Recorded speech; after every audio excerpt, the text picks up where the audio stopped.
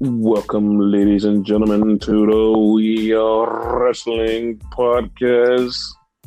I'm your host, Viral Viper, with my co-host. I'm really a big enigma, and I'm kind of like weirded out, and like not for like no particular reason. It's just the fact that's the first time ever you just went straight to the point.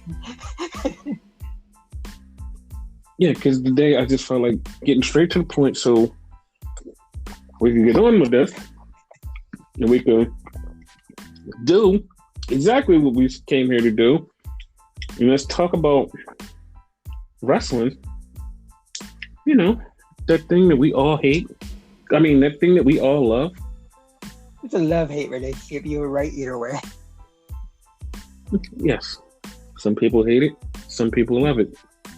More people hate it than they love it. I don't know. Some people why. love to hate it. Don't Some know people why. hate to love it. Some people actually love to hate that people who hate on it. That too. Yeah. So we're gonna start right off with a rumor. All right. A rumor. A rumor. Dude. There's a rumor that somebody from WWE roster is leaving. I heard about that. Yeah. So today it was talked about, and I put in air quotes. I'm putting in air quotes because the source that says it is garbage, complete and utter garbage. That's why I put in air quote. Said, "Hey, it's Ricochet leaving." Yeah, because the contract is So everybody coming up soon or something like that. Like it was speculation. Yes, but here's the thing: like before, or Ringside News grabbed onto this, like a real source of mine was like, "Yo, somebody's leaving WWE when their contract is up," and I kept asking, was like, "Yo, who is it? Who is it? Who is it?" They was like, "I can't tell you. I can't tell you because I know that you're going to be one of the first ones to run off at the mouth and spill beans." No, I was like, but please, no, just relax. It's going to come out in due time.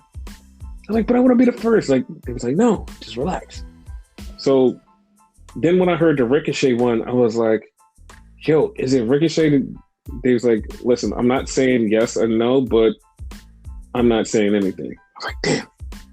So, like, then immediately was like, okay, it might be Ricochet, but then again, it was a source.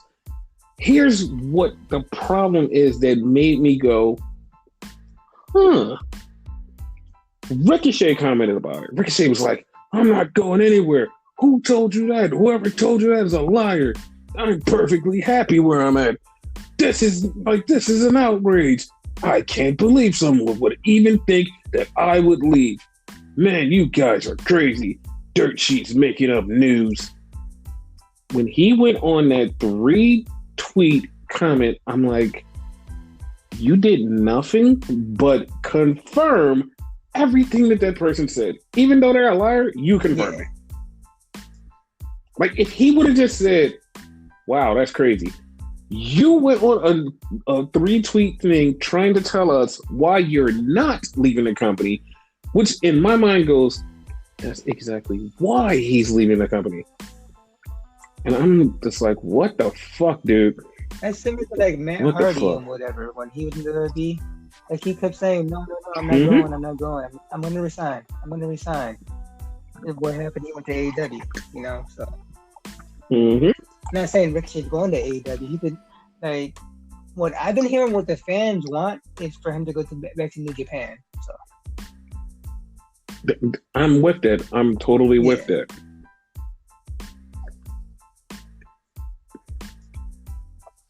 Like, cause I think I've said that on here, or I might have just been telling you a couple times. I'm not happy with the way that they're using Ricochet. Like, they're not even doing anything with him. Like, he's getting his ass whooped by like Cedric Alexander. That's it. Like, yes, he's on TV every week, but it's not like, yo, I'm really doing something. Nah. Like, they're pushing Cedric now. They should be pushing him too. Hopefully, what we said in like this is not true, and Ricochet becomes a member of them too, because Ricochet needs something, you know. Like somebody always says he needs a fresh coat of paint. Yes.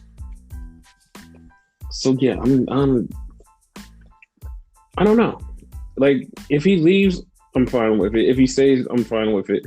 Like I even told Ricochet, it was like, whether you stay or go, I'm gonna cheer you either way. Exactly, because so it's like it doesn't matter. Like he may be like storyline wise crap right now. It's not his fault because he's like a phenomenal athlete. Like he's good as shit. Promo's a little weak, my opinion, but that's probably just WWE. I never like heard him talk in like indies. So. Okay, I'm gonna give you this. Ricochet is not really ever a good promo. Okay. Like every time he talks is like, okay. It's just like one of those things where you're like, okay, I could kind of buy it, but like I'm not buying it. It's like, you're not really making me feel like too happy for this. Like even when he's hype, it's like, I'm not hype about it. Like the most I've ever seen him with emotion, and this is gonna sound really fucked up, was when he had a mask on and he was Prince Puma. That's it. And I feel really bad saying that because it's like, dude, that's so fucked up. Everything you could have chosen. Like he had to have a mask on. Exactly. Like that was the one thing I chose. It was like, that's it. It's kind of like a Jeff Hardy, where like Jeff is good in the ring, but his promos not that great either.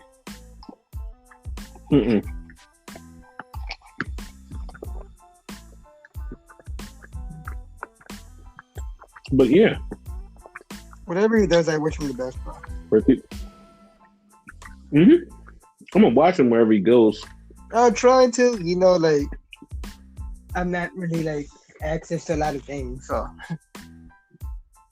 Yeah, no, but I was just about to say, I'll watch him wherever he goes, but I really hope he doesn't go to AEW because it's going to make those guys really insufferable. And what I mean, those guys insufferable, like every week I come in here and say, no problem with AEW, the wrestling, no problem with the wrestlers. I just hate the fans. Like that's going to be the problem. That's going to be the problem. I'm just not going to love seeing them. Hey, we got Ricochet. Look, he's better now than he was in WWE. No shit. Him walking out of the door in WWE is him better than anybody in WWE. Great. Like, you're not saying anything, pal.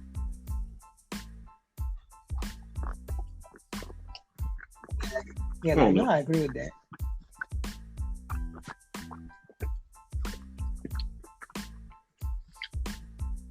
But yeah, let's where do you want to start?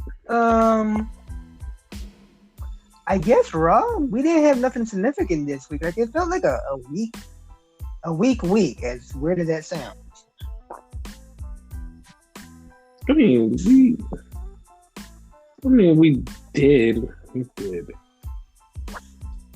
I mean, there was nothing significant on a lot of shows. Everything just kind of fucking just was like blah. So yeah, that's a thing. So Raw opened up with Drew McIntyre. Drew McIntyre's out there. He's talking about his match, which I'm sad to confirm, very sad to confirm, that on this podcast I joked about. I said, yo, Drew and Randy should just have an ambulance match. Ha ha ha ha. In the words of Steve Urkel, look what you did. I know, I'm so sorry, guys. We're having an ambulance match. And the thing is, that bothered me. Adam Pearce told him, listen, your ambulance match is going to be against you against Randy Orton for the title. Fine. Randy's injured.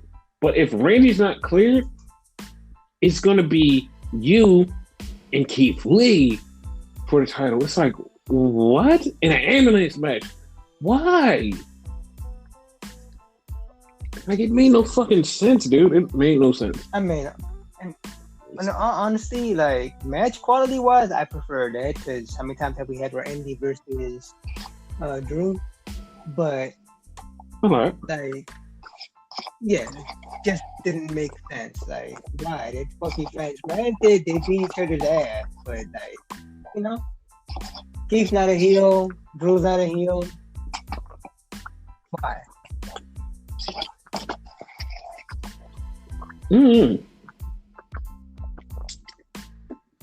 I have no idea. But that first segment led us all the way to 8:30. And then we had the Street Profits versus Nakazawa. I didn't like this match because it started off really high impact. The match was good. The match was going back and forth. Everything was cool. And then all of a sudden it just ended. It ended weird. And the Street Profits beat Nakazawa clean, middle of the ring, clean. It's like, what the fuck, dude? Like I expected some kind of twist or something. You just beat the SmackDown Tag Champions with the Raw Tag Champions. And it just ended clean. Why? Like, I have no fucking clue. Like, question, and like, slight little spoiler for y'all, right? Is it just me, or did it seem like all the matches were like that? Like, it started off hot, and then it started to go blah, and then like it ended with a ending. A lot of them playing. All the Raw matches exactly were like that. They were exactly like that. Like, it was like a formula or something, you know? Then we had a backstage thing with Zelina and Andrade. Angel starts hitting on Lana, and everybody goes, "Oh, we know why they're doing that because Rusev showed up in AEW. Oh my God, that's why." And it's like, oh my God, why does everybody think that everything is just a retaliation for AEW? Like, literally, like, he could hit on anybody. I prefer him just hitting on anybody because he's supposed to be the modern day impresario, or he should be really just flirting with everybody.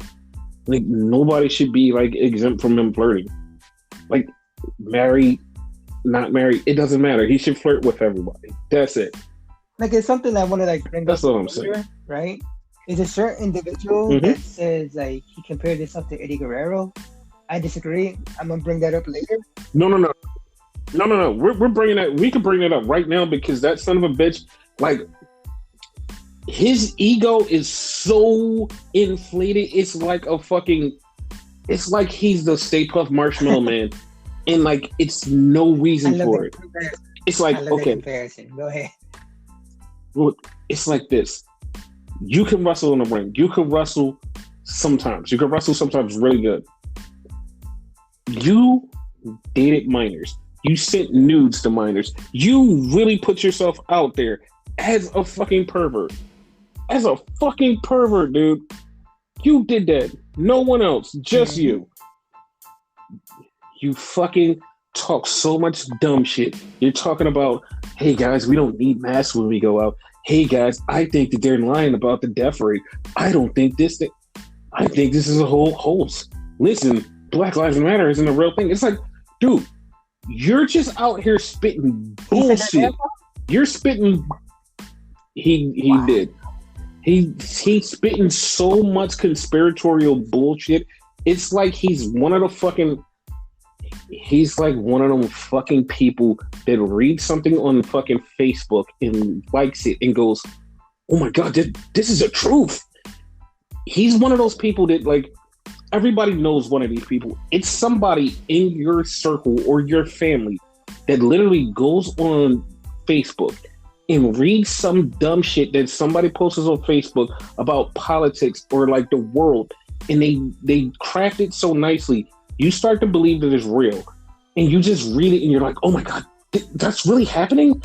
Oh, and then you run with the theory because you're too stupid to realize that those aren't facts, that somebody just made that shit up. And he's one of those stupid fucking people. Him, Austin Aries, fucking Low Key, Flip Gordon, all of them stupid motherfuckers. They're fucking retarded. I know I said the R word and I'm going to get canceled, but fuck it, I have to say it. Dude, like, this shit is just, like, really mind-blowingly stupid. The stuff that TJP spouts out of his mouth is just, like, goddamn insane. Like, somebody on Twitter, like, it was a thread.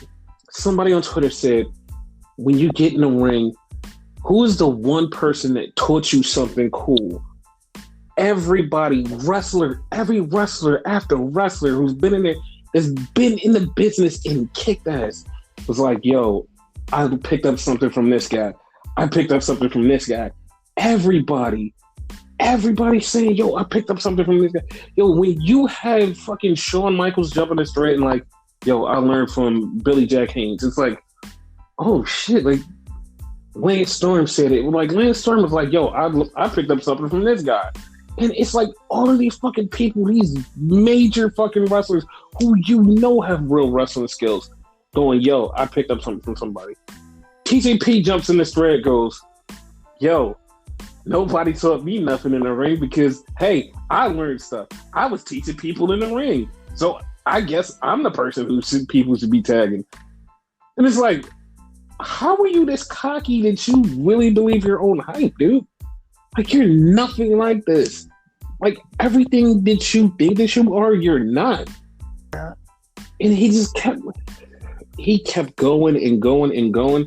And this latest one, he goes, yeah, I can see why people compare me to Eddie Guerrero. And it's like, no one ever said you were even close to Eddie Guerrero. Like, you're not even a fourth of Eddie Guerrero. Like, nothing about you. The only thing you and Eddie Guerrero have in common is that you're Latino. That's it. And he's not even nothing Latino. else. Exactly. Like, that's all he really has in common with Eddie Guerrero. And the funny part is, when people look for this quote, there's no one who said it. It's just him. He just responded to a quote that he made up in his head. And it's like, how are you even this fucking just inflated ego and moronic? Like, what is your deal, dude? It's his fucking ego. But yeah, like, he's nothing like Eddie Guerrero. Like, fuck that. Like, rest in peace, Eddie Guerrero. You know, he was one of my favorites. So. Dude, like when I seen that, I was so baffled because it's like, there's nothing. No one would even say that or even compare you to Eddie Guerrero. Like, it's so messed up. Like, there was an interview with, like, I'm not gonna say the person's name because I don't want to get him in trouble. It was an interview with another wrestler from New Japan, and somebody brought up, yo, TJP's there, and like he was going down a whole list of wrestlers, like young wrestlers and other wrestlers that was wrestling in the New Japan American show, and like they brought up TJP, and he just was like, yeah. And then, like, he just went on and they start talking about everybody else. Like, he didn't give TJP, like, any rhythm and just said, yeah. And just kept going. And he was like, yeah, that guy's really good. And, like, giving explainers about everybody else. TJP, he was like, yeah. Because he knows what kind of person TJP is. Like, everybody that interacts with TJP is like, this guy is a fucking dickhead. Like, him leaving WWE, there was nobody that was like, oh my God, TJP should have stayed. It was like, well, he's gone.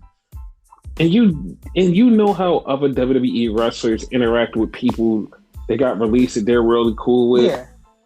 How many people interacted with TJP after he None that I've seen. Exactly. And TJP kept trying to keep himself relevant. Like, when other wrestlers would talk, he would jump on Instagram and like try to say stuff. They were just like, nah, man, we're cool. We're cool. Just get out of it. Like, recently, and like he has from the War Raiders, or it might have been Hanson. I mean, not Hanson, Ivor. My bad, that's his old name. But like, IRS recently got officially released, like officially, I know you know them, the Mm-hmm. others, and Ivor, he basically spoke his piece about him, how good he was and whatever. Apparently he helped him out a lot. That's the thing. When you're Mm-hmm. cool with somebody, you put your grievances, no matter what. Yeah. But because no matter how bad you are, for the most part, you have your friends. Friends. Exactly. And it's so crazy that he's dating Ariel Blake, which is from MLW. You remember she was MJF's girlfriend? Dating who? It cut off. Ariel Blake. I remember that name. Remember? Yeah, she was MJF's girlfriend. Oh, okay. Yeah, in MLW. Yeah, he's dating her, and people start talking to her and was dude, you could do so much better. He is the worst person in history. There's no need for you to be with him. And it's damn, dude, this fucking sucks. I started to feel bad for him, and then he started opening his mouth again. I was oh, I don't feel bad for him at all. She should leave him. I mean, and I know people are she might be just as toxic as him, though. You never know. She might be, but I know people are yo, why are you dumping on him for his political views or whatever? It's not just his political views, it's his overinflated ego of self-worth that he literally has nothing to back it up. He has nothing to back it up. He can go out there and have one of the greatest matches of his career and be yeah, my match was so good. And you can see 10 minutes later somebody else have a way better match and be oh shit, I forgot all about TJP. And it's dude, you do stuff that you think you're so cool and you stand out and there's 5 other people wrestling right with you that can do what you do and make you look dumb. It was a match with him and ACH in the same match. And it literally felt like TJP was just trying to outshine him. They were in a tag team together. TJP kept trying to outshine him. ACH basically did the bare minimum of ACH match and was 10 times better than TJP doing all this work. It was so fucking embarrassing. It's dude, just give it up. You're trying to make yourself bigger than what you are. You're not. Just relax and try to do you. If you were a humble person and tried to be good, you can work. Hell, even if he sucked and he was humble, I would respect that. Yeah, but he doesn't. It's and every time he opens his mouth and says something like he said about the Eddie Guerrero thing, it just makes him more hated by the wrestling community. Everybody's gonna fucking hate you because I just think you're just super toxic and there's no reason for you to do what you do. It's yuck. Little fact, you know what I call him? TJKMB. Little known fact here. I know you know this, right? You know, originally he never was supposed to be the Cruiserweight champion for that tournament, right? Mm-hmm. Who was it supposed to be? Do you remember? It was supposed to be Ibushi. But since some debacle happened, Ibushi didn't sign, or they didn't want it, last minute they chose not to sign him, or whatever happened, he was playing big. Fucking TJP was playing big. So if you're playing big, you're not that good. Mm-hmm. But he really thinks he's that good. Whatever. Right now, he's not even because he's in Impact Wrestling right now. He's not even in the main title picture. He's an X Division guy. He's forever going to be a cruiserweight. You know? Right now, they have Eric Young as their world champion. And Eric Young, body type wise, he could be a cruiserweight. They could easily push him there. And he's humble. He don't give a fuck. As long as he could entertain. That was his main reason for leaving WWE. He wanted to wrestle. Yes. TJP, how do you think you're that big and you never won a major title, world title or something? You're not Eddie Guerrero. Fuck you. Exactly. But yeah, that's my little rant on fucking TJP. Like, what the fuck, man? Like, he needs to get his shit. Matter of fact, I'm not even gonna say get his shit together because fuck it, he's gonna be like that forever. So fuck it, this is whatever. He's in 30s by now, right? Mm-hmm. If you're still like that in your 30s, like, no, you're not gonna change ever. Yeah, this is one of them fucking dudes. Like, fuck it. Because like, there was another one that was a fuckhead when he was younger. Apparently, because you never know, he might fuck up again. He changed because he is slightly younger, right? I've heard people compare him to Eddie Guerrero, and in comparison, he is Eddie Guerrero, like compared to TJP, fucking Sammy Guevara. You compare that motherfucker to fucking TJP, he's a little bit more Eddie Guerrero than him. I don't see Sammy as the future Eddie Guerrero. Out of the two. Yeah, slowly the two. Oh, yeah. Out of the two, yeah. Like I've told you many times before, the person who I literally think Eddie Guerrero nutted in his mom and just like brought him out is Angel Garza. Yeah, 100%. 100%. Like, and it's scary because the longer that he does stuff, the more that he does, it's like, you're telling me that you're not a Guerrero, you're no relation to them, you have nothing to do with Eddie, but you just have so many mannerisms, the Latino heat stuff, even your shirt now, like, has, like, little elements of Latino heat. Like, the way you fire up is like Eddie Guerrero. And it just feels weird. It just feels so weird because, like, if you just look at him in a glance and just, like, see, like, his aura and his mannerism, you're like... That looks like him, too. Yeah, you're like, you kind of favor Eddie. Like, especially with this, like, this romantic gimmick, like, you kind of favor him. And going back to your point earlier about Lana, not to cut you off, like, Eddie used to do shit like that all the time. Remember the feud between him and the Hardy Boys when he was trying to get with Lita? Mm-hmm. You know, in real life, Matt was with Lita, so I in the way he actually cheats in the match, like, he pulls off some Eddie Guerrero type cheats in the match, and you're like, oh shit. He does. Like, when him and Andrade were like fucking around and hating each other, and the way he just like fucked over Andrade and then just had that weird little Eddie smile, it's like, dude, you were just like Eddie.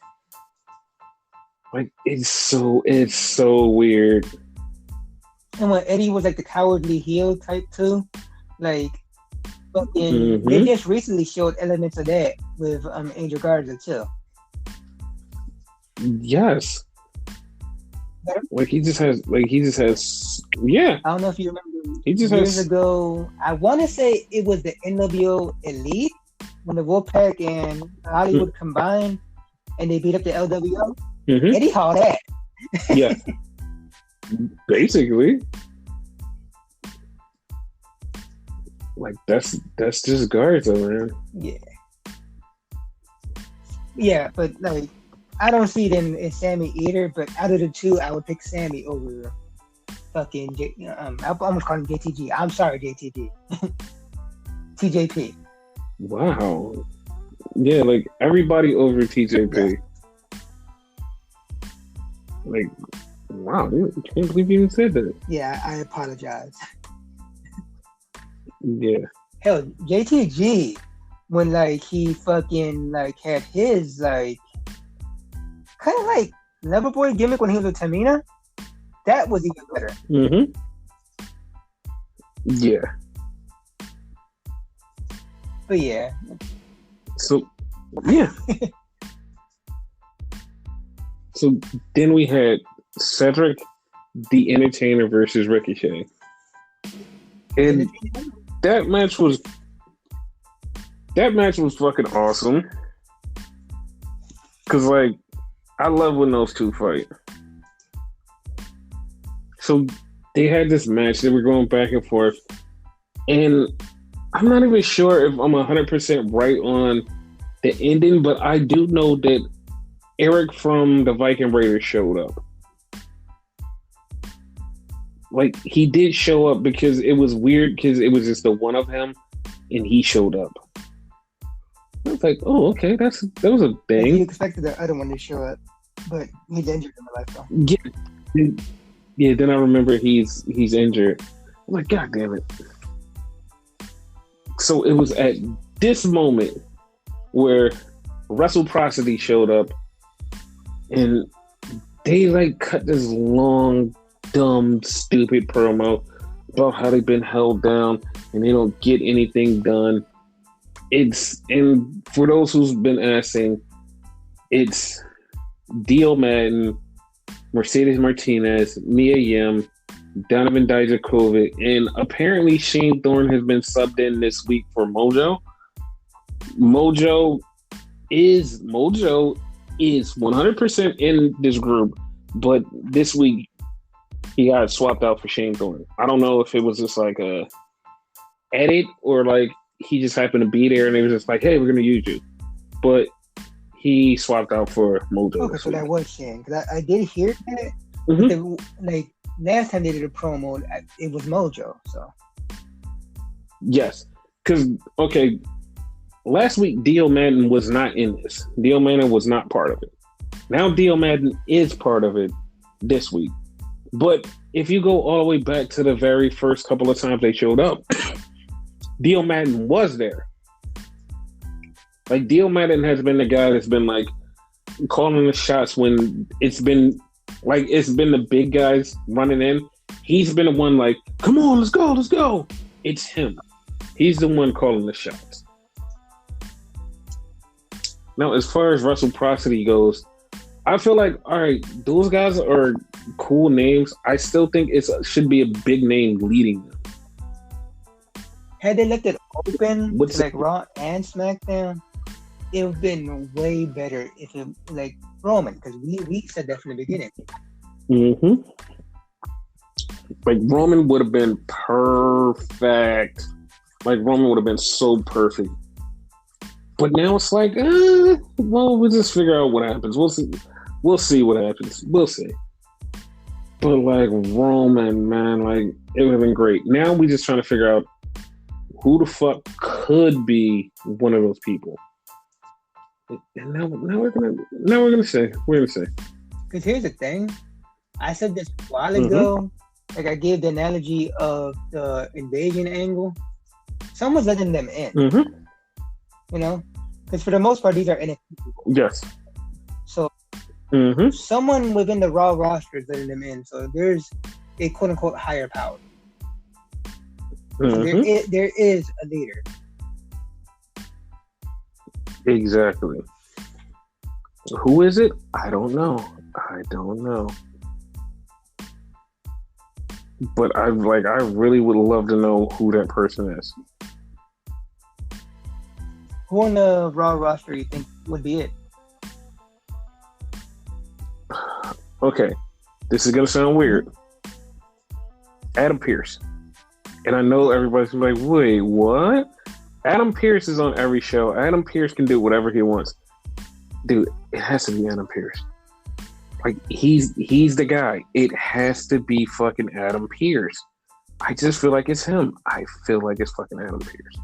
That is something, because he's supposed to be kind of sort of the authority figure on every show, like kind of like the general manager, except NXT. Yes. He always has his security and whatever, but they're always in the wrong place at the wrong time. Yes, it's like so, like, everything is so wrong with this. Like, he's like one of the best worst general managers. Best because he doesn't like give out wrong information and he doesn't just throw people under the bus. That's the best. Worst because he's always wrong.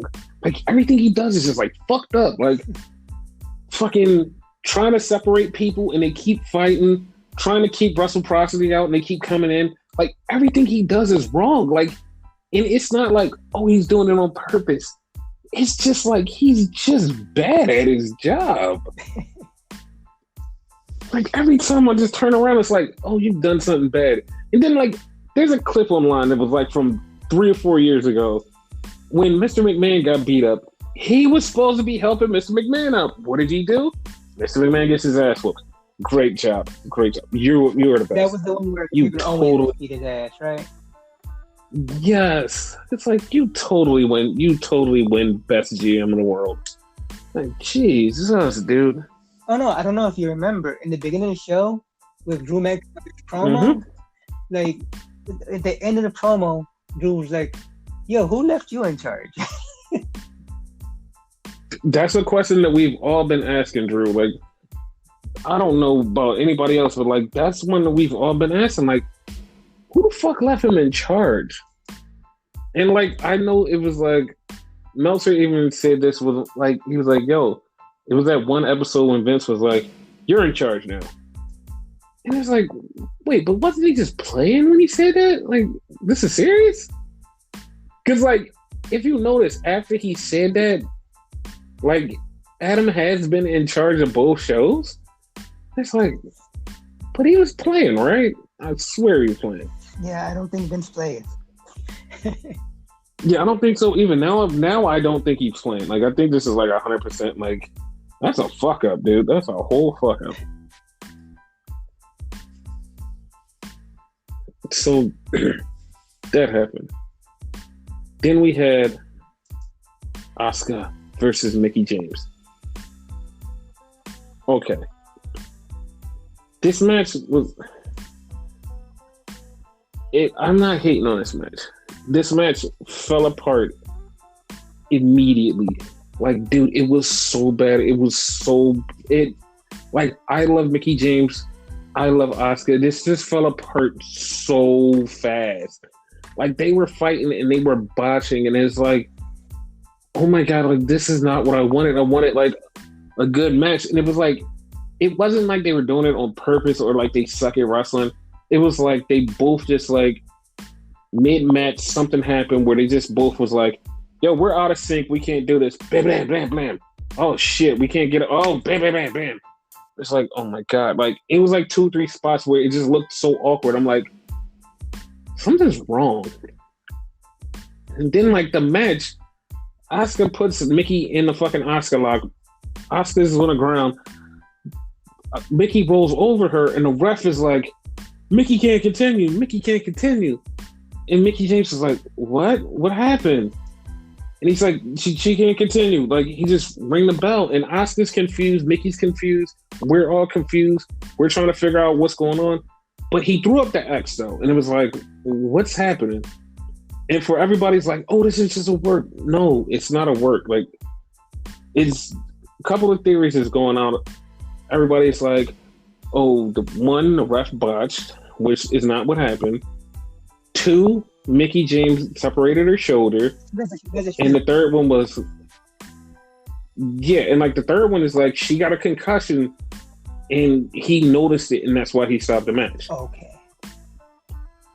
So like, for the people who are like, yo, I don't think she got a concussion, like, you heard what I said about the match. It just fell apart in the middle.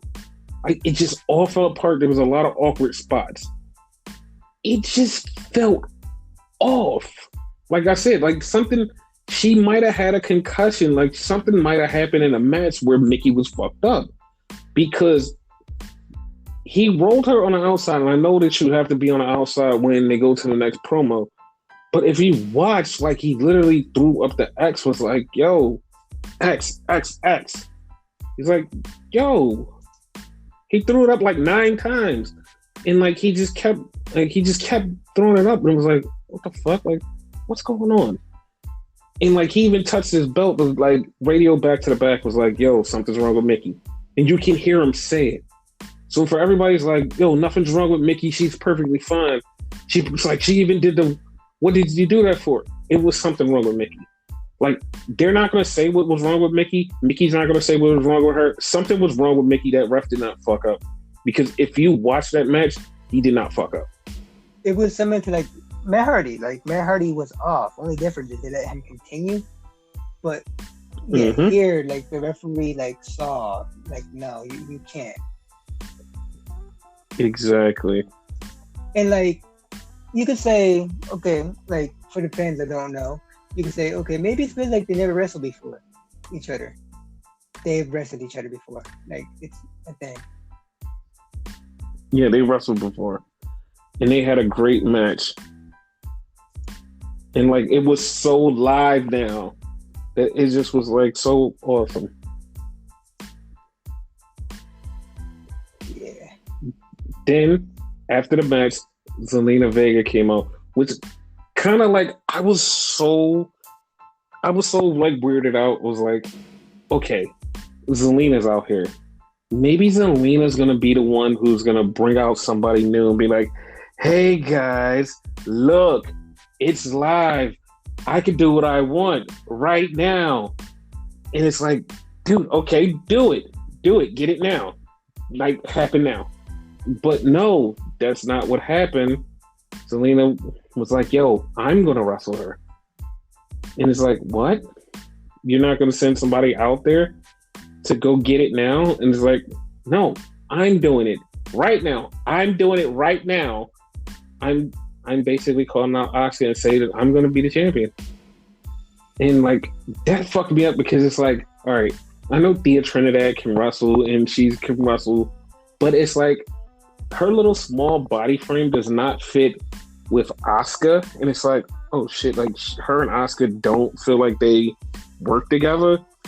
But I don't know, I might give this a chance because it's like, the fuck, I might give it a chance just because, you know, it could work.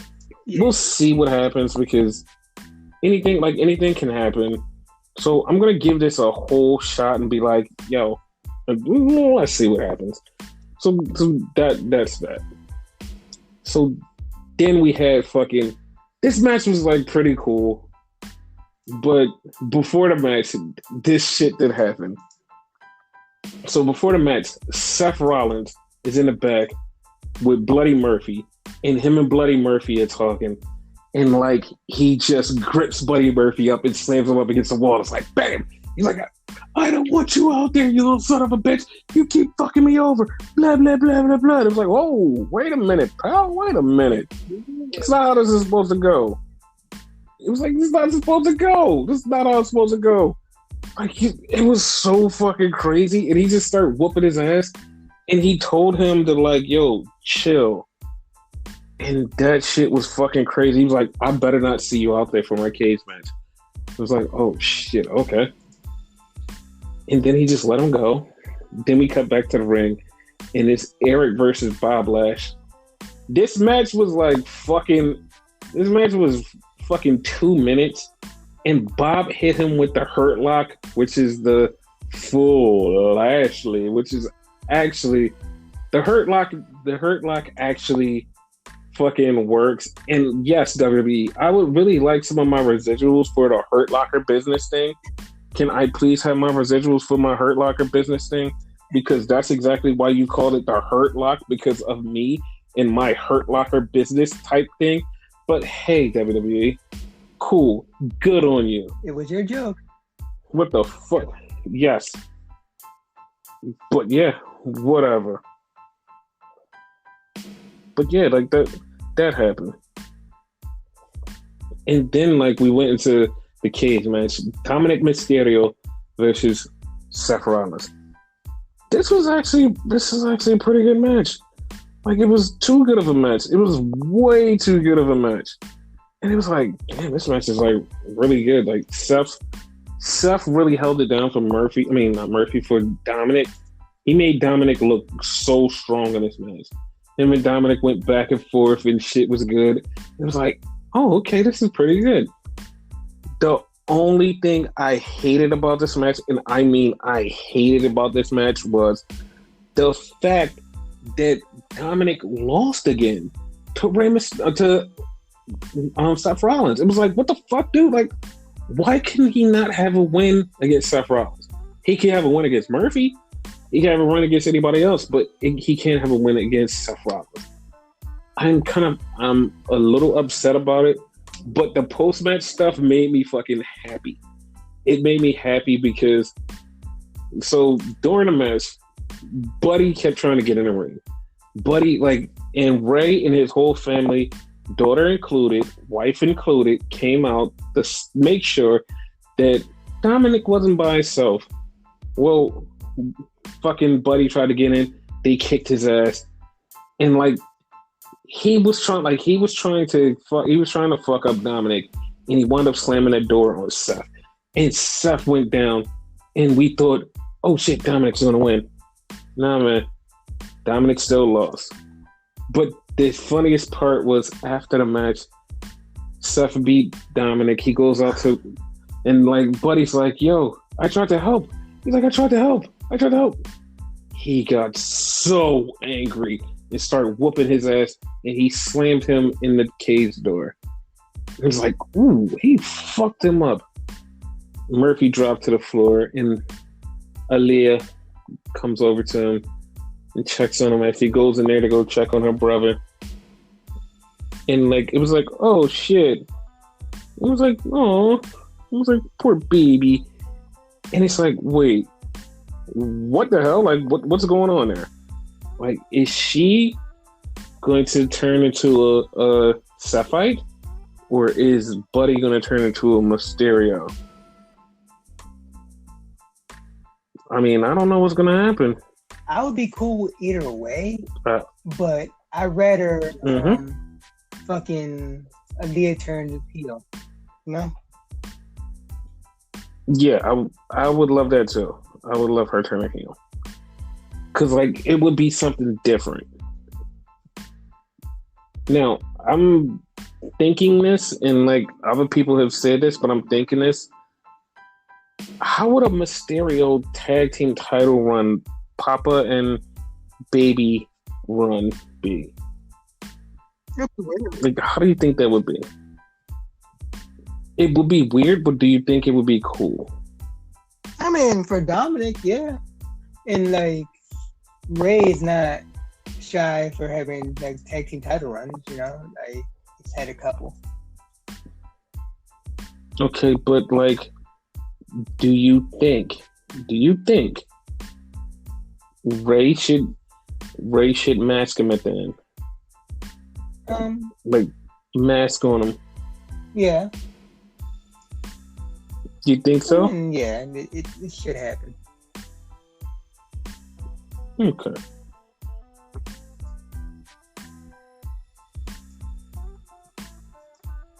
But yeah, I mean, we'll see how it goes. Cause yeah, you're not too keen on the masking part.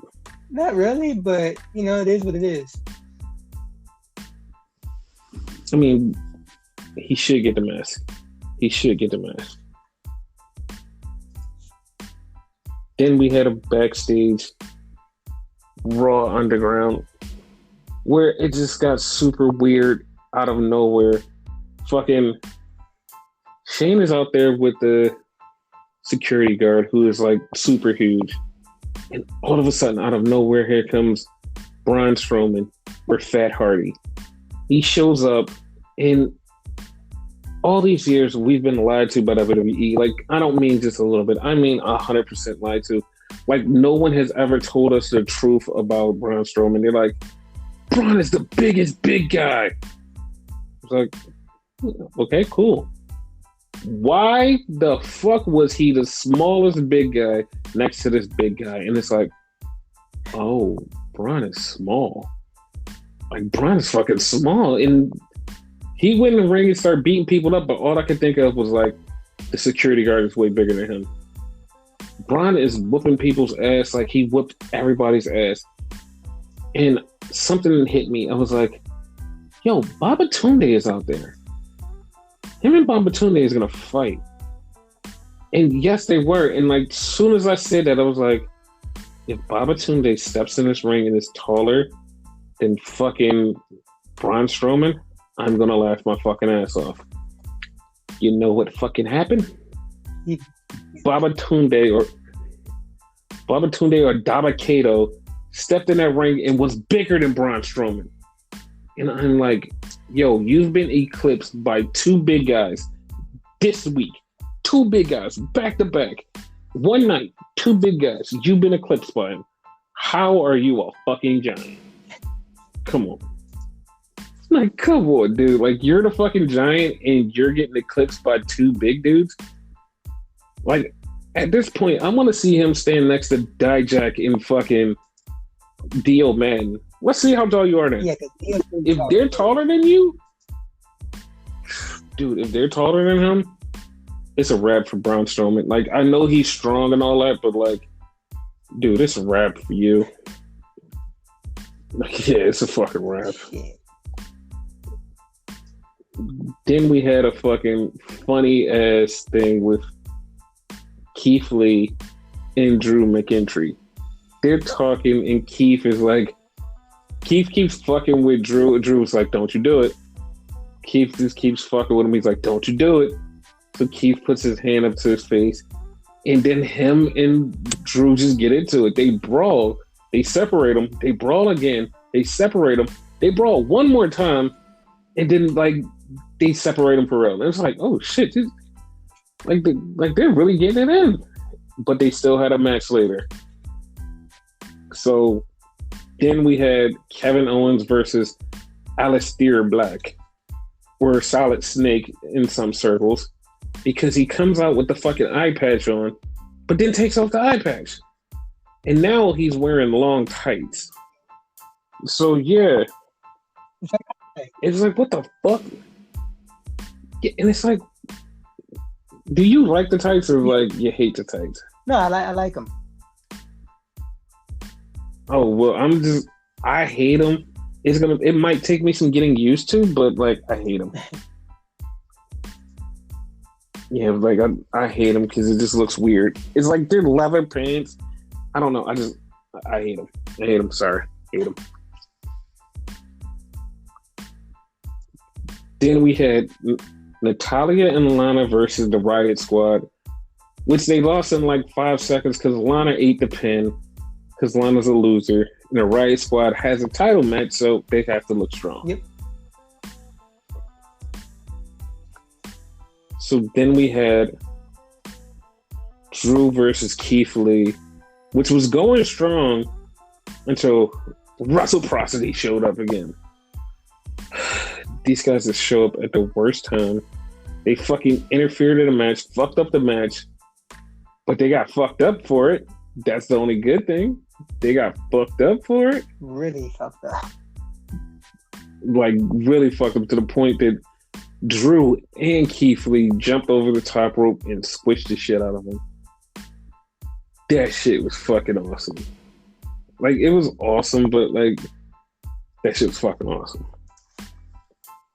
Not only that, but okay. I want to say like the first 30 minutes of the show, Dolph Ziggler was doing commentary. After that, MVP was doing commentary. And like, okay, first of all, with their promo, we mentioned the 6 people. Like after that, like I want to say it was like 20 of them or so. Yeah. So like all these motherfuckers showed up, guys and girls. I want to say, not 100% sure about that. And commentator left. All of a sudden, you pointed out, he was like, dude, how the hell he came back so quick?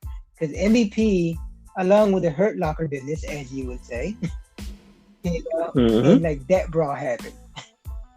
And that's when the flip. Yes. Like, the fucking Reciprocity versus the Hurt Locker business was pretty weird. Like, I'm gonna say really weird because it's like, the fuck? Like, why did they help out? Because they told Adam Pearce earlier in the night, yo, we'll help you. It's like, no. But like, they wound up helping him. It's like, no. No. Like, because it's weird. Like, why are the heels helping other heels who are quote unquote not associated with them? But like, why are heels helping other heels? Here's what you gotta like, think about though, right? There's really nothing original in wrestling, right? This is kind of NWO-esque, right? Where NWO is basically invading their home turf. This is in their eyes, and by they I mean the Hurt Locker business, their home turf. They owned it. Mm-hmm. So yes, you're trying to take my shit from me. So it's not really about them. I could give a shit about them, but the enemy of my enemy is my friend. So I'm gonna join forces with you to kick their ass. Yes. Yeah, yeah, I don't get it. It just feels dumb to me, but whatever. Well, if you break it down like that, it makes a little bit of sense. Not much, but a little bit. No, it makes perfect sense, but like to me, it's just like, I'm just, I don't know. Just not happy. Your badass stories. They're really bad at stories, and this one kind of sucks. But yeah, like that's how Monday Night Raw went off the air, my friend, and it was like, it just, I don't know, it was weird. Fucking weird.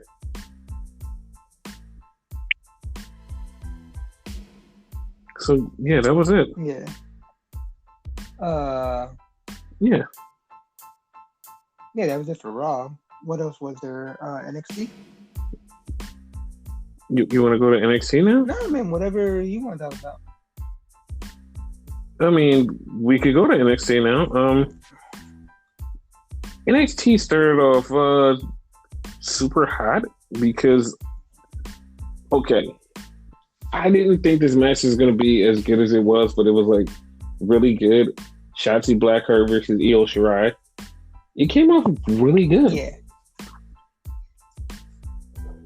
Like, they could wrestle their ass off together, and it seemed like such an odd mix, but it wound up being a really good mix. I liked it. I liked it a lot. Yeah, it was really enjoyable. Like, for some odd reason, I didn't think like Shotzi could like go toe to toe with Io, and that's not me shitting on Shotzi. Just what I thought. Mm-hmm. But yeah, they went in, and it's like basically strong style and shit.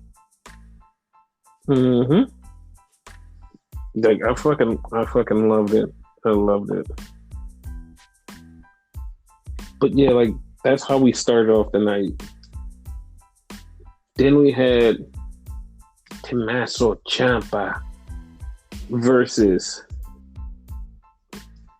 Denzel Jeannette, or his new name, whatever the fuck they're calling him this week. What the fuck was his name?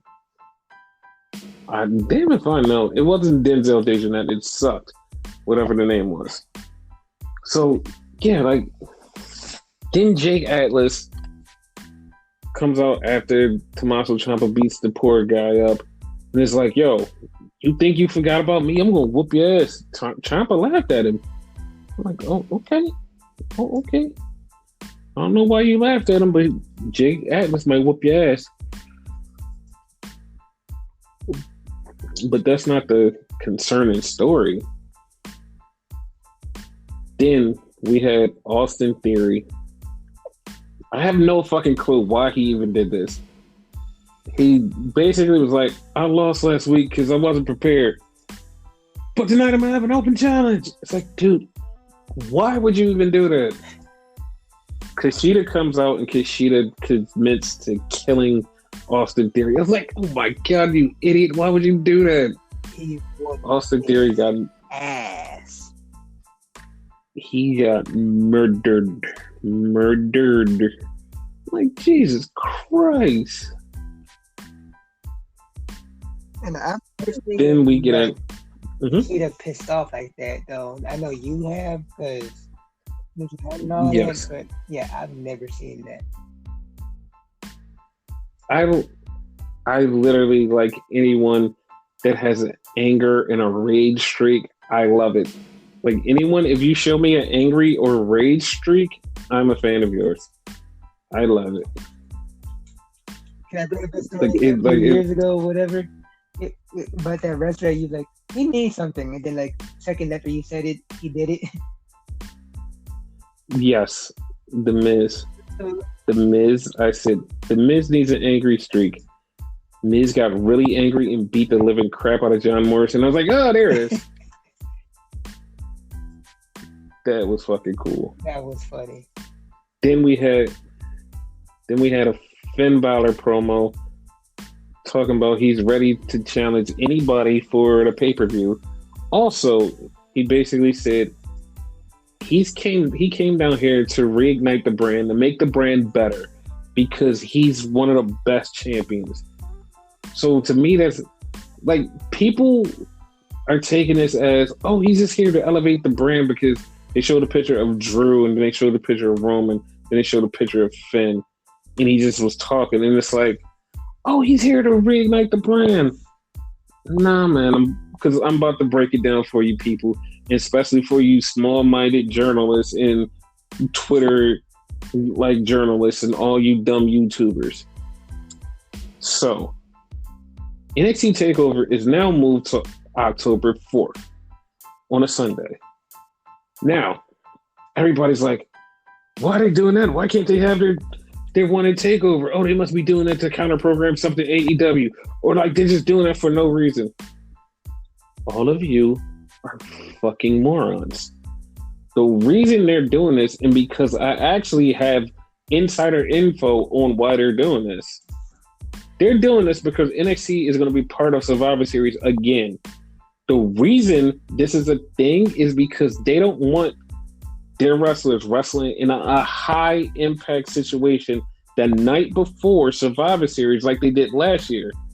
Like, the guys and girls last year were bruised up, banged up, and was like fucked up when they got to Survivor Series. Like, they really was like, oh man, like wrestling 2 nights in high impact situations was not cool for them. Like, yeah, you're supposed to be able to do it every night, but like when this is like the one night you're supposed to shine like brighter than any, like you shine bright the night before, you can't keep that same shine up the night. And WWE has took that into consideration and is like, all right, we're going to move this takeover away from Survivor Series. So at Survivor Series, you guys can be fresh and everybody can be fresh. Everybody's going to have one day off, relax, get their shit together, go in there and try to kill each other. Boom. That's it. That's exactly what this is. And I know people are like, that's not, no, it's exactly what I've heard from some people. And the reason why the Finn promo stuck out to me so brightly was because what he said about him being the champion and them showing a picture of Drew and a picture of Roman, it makes me think about the Survivor Series match. The triple threat, champion versus champion versus champion. That's where my mind is. So, yeah, that's where everybody else's mind should be too. That's going to be awesome. Yes. Then we got a promo from William Regal who said, next week we're going to have an all-women's battle royal. The winner will face Io Shirai at the pay-per-view. Then we had a Keeping Up with the Garganos. And all Johnny's talking about is this 103-inch TV, 3D TV. And he's so excited about getting this TV. And he's going to charge Tegan for the bill. And Candice is just like, yo, I'm going to win this match. Johnny's just worried about a fucking TV. He gives not one shit about what Candice is talking about. He's like, yeah, I can't wait for my TV to get here. And it's 3D. It's like, dude, pay attention to your wife. Nah, man, fuck that. I'm talking about my TV. Like, goddamn Johnny. Nice. Then we had a tag team title. Yeah, that's all he was talking about was a fucking TV. And also, I don't know how he's going to get a 100-inch TV inside his house, because I don't think anybody can get a 100-inch TV inside of their little small house like Johnny has. That'll be fucking ridiculous, and I would want to see how it happens.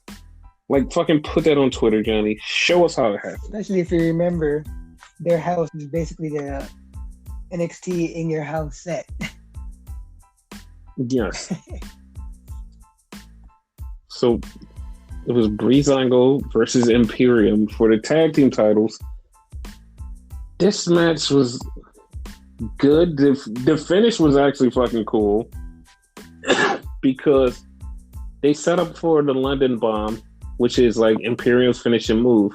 But Breezango dropkicked Breeze, who was on Eitner's shoulder, and he hit the other one. He knocked him down. Breeze rolled him up, got the 1-2-3, and still champions. Breeze on go. Thank God. Like, I was so scared they were going to lose that shit. I knew they wasn't going to lose because they're going to fight Legado del Fantasma, and then that's when they lose. That's it. Yeah, I'm okay with them losing against them. Yes. Then we had Casey Catanzaro and Keaton Carter versus Xia Li and Jessica Mena. This match was okay. Casey Catanzaro got a win. And then Xia Li looked like she turned heel. I'm like, why? Like, why was that a thing? Like, I guess I'm going to do something different with her. Because isn't she the one that, what you call it, that Shayna broke her arm or whatever? Like, she's been going through a lot. Yes. Yeah. So I don't know. I'm not okay with that. Then we had the fucking weird ass tag team match. Drake Maverick versus the Undisputed Era.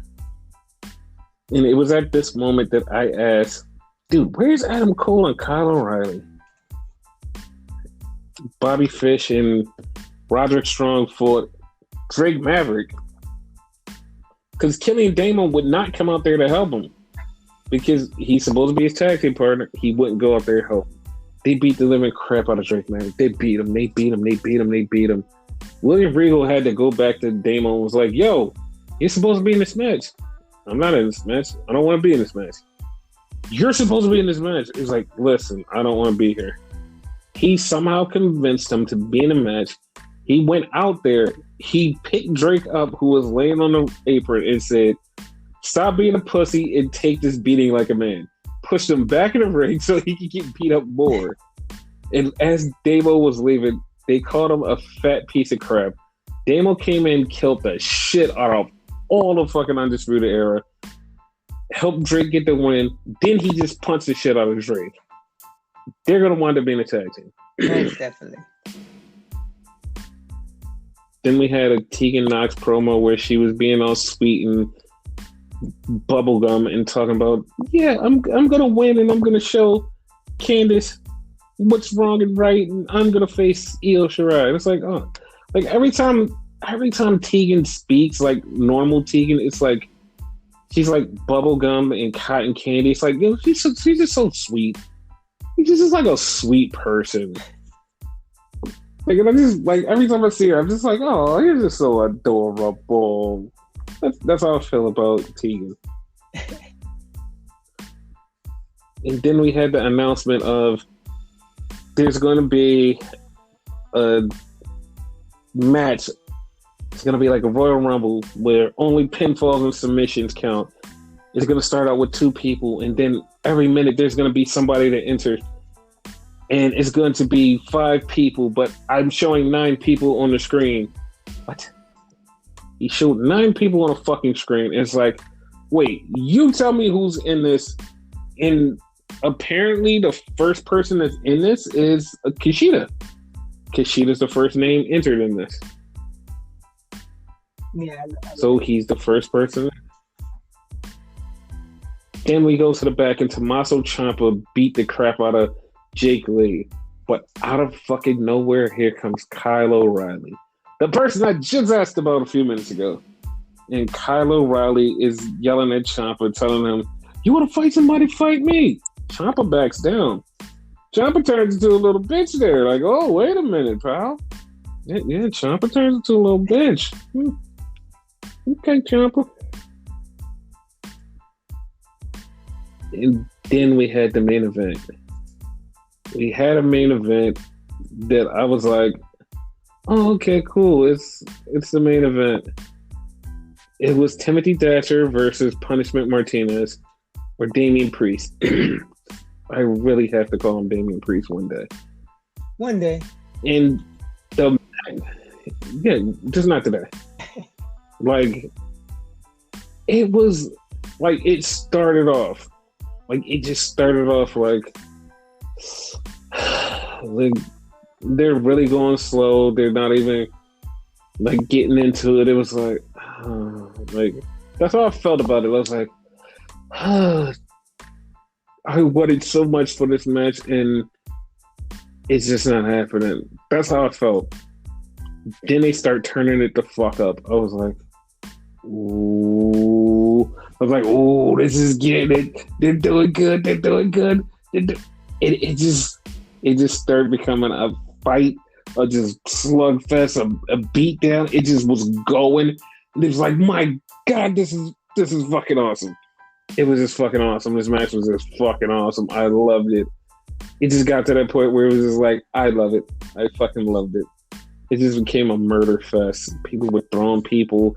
People were putting people in submissions. It was a murder fest. I loved it. I loved every minute of it. It was great. It told a great story. It was fucking great. I loved it. Like, how did you feel? Like, Damian Priest won, but how did you feel about the match? I loved it too. That's why, like, the storytelling and whatever, like, up until this point, like, fucking Damian Priest has been a heel / tweener. He kind of did like the face thing and whatever, the whole like selling injuries and all that, the typical things you see from our face. And he did good. Yeah. I was worried, and not that I don't like him, because like, he's cool. I was worried that Thatcher was gonna win. I just don't think Damian Priest should lose that title yet. Yeah, I don't think he loses the title right now.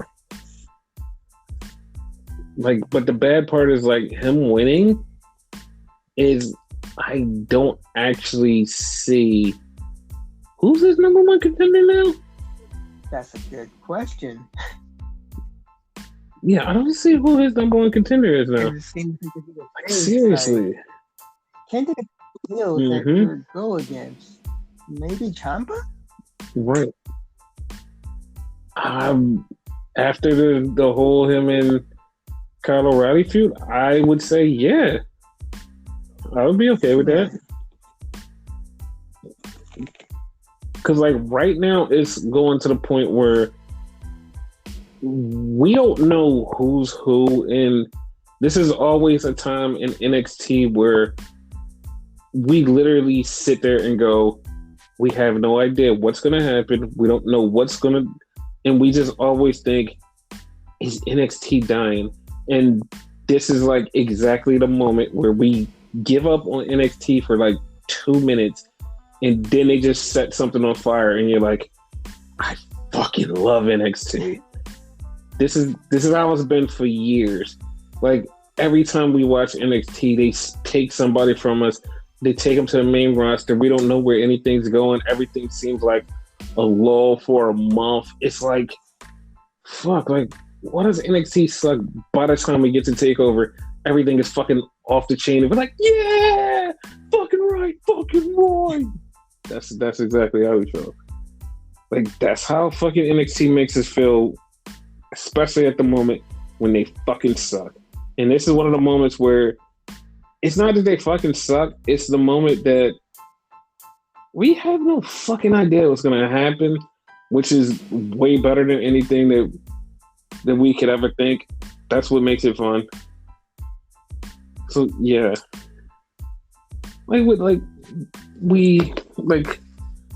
to have fun. We're going to have fun with NXT when they get back right. Yeah. Their falling point is, like, the best part, because, like, you don't know what's going to happen when they come back up. Yeah. So yeah, we're all into it, dudes. Oh yeah. So yeah, that's NXT for you.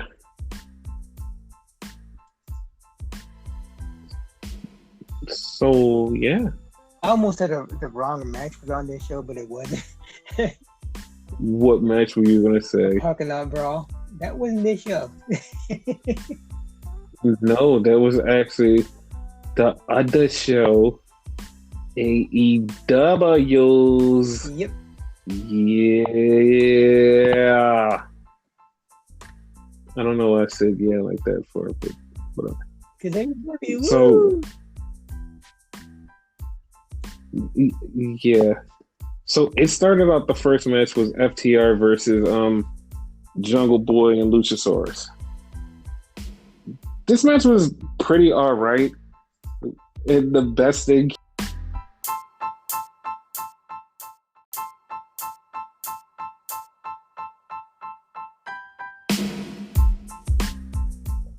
So there was a lot of technical difficulties in this show. Not the AEW show. That show was okay. I mean, this We Are Wrestling show. This show is technically difficult sometimes. But on to AEW's. How did you like the show? To be honest with you, and not me, I got bored. Me too. Like, off the top of my head, there was one match that I really, really enjoyed. But what took me out of it was the afternoon, and it was two former tag team champions. We'll go into that later, but you know what the match I'm talking about. Yes. But yeah, go ahead. Yeah, so it started off with the Lucha, not Bros, Jurassic Experience. Why do I always want to call them the Lucha something? I guess because Luchasaurus is in it. Yeah, that's exactly why. So it was a Jurassic Express versus FTR. Like, the finish of this match I love the finish of this match.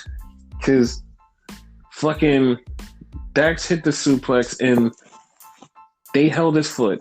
And so he pinned Jungle Boy. But if you watch, Tully Blanchard grabbed his foot to make sure that he stayed down on him, and they got the pin. That shit was awesome. Not only that, but if you look even closer, right? Not only did Tully Blanchard hold him down, but Cash did too. Yes, everybody held it down. Like it was like a three-way pin, a little bit. Yes, it was so awesome. I loved it. FTR is just so great. Right. And the thing I didn't like after the match was the fucking Young Bucks coming out super kicking the ref. Why? Was it after or before? I thought it was after the match. No, I think it was before, because they went into the whole narrative of them getting fined or whatever. Tony Khan was back there, but he was dressed so casually, it was kind of weird. Dude, everybody's not Vince to dress up in a suit all the time. No, but the reason I think I thought it was weird is because you know the joke. Everybody compares him to Robert Stone. Robert Stone doesn't dress like him. So what the fuck? Haha. Until next week when Robert Stone dresses like him. That's gonna be fucking hilarious. They only slightly look alike, that's it. Yes. But I don't like that either. The whole heel turn. First of all, when they came in, I didn't even know it was them. Yeah, I didn't know it was them. To be honest, until I watched it back, I was like, wait, oh shit, that was the Young Bucks? I just thought it was people out of the crowd. I was confused. That's what I thought. Yeah, I was so confused. I was like, what the fuck?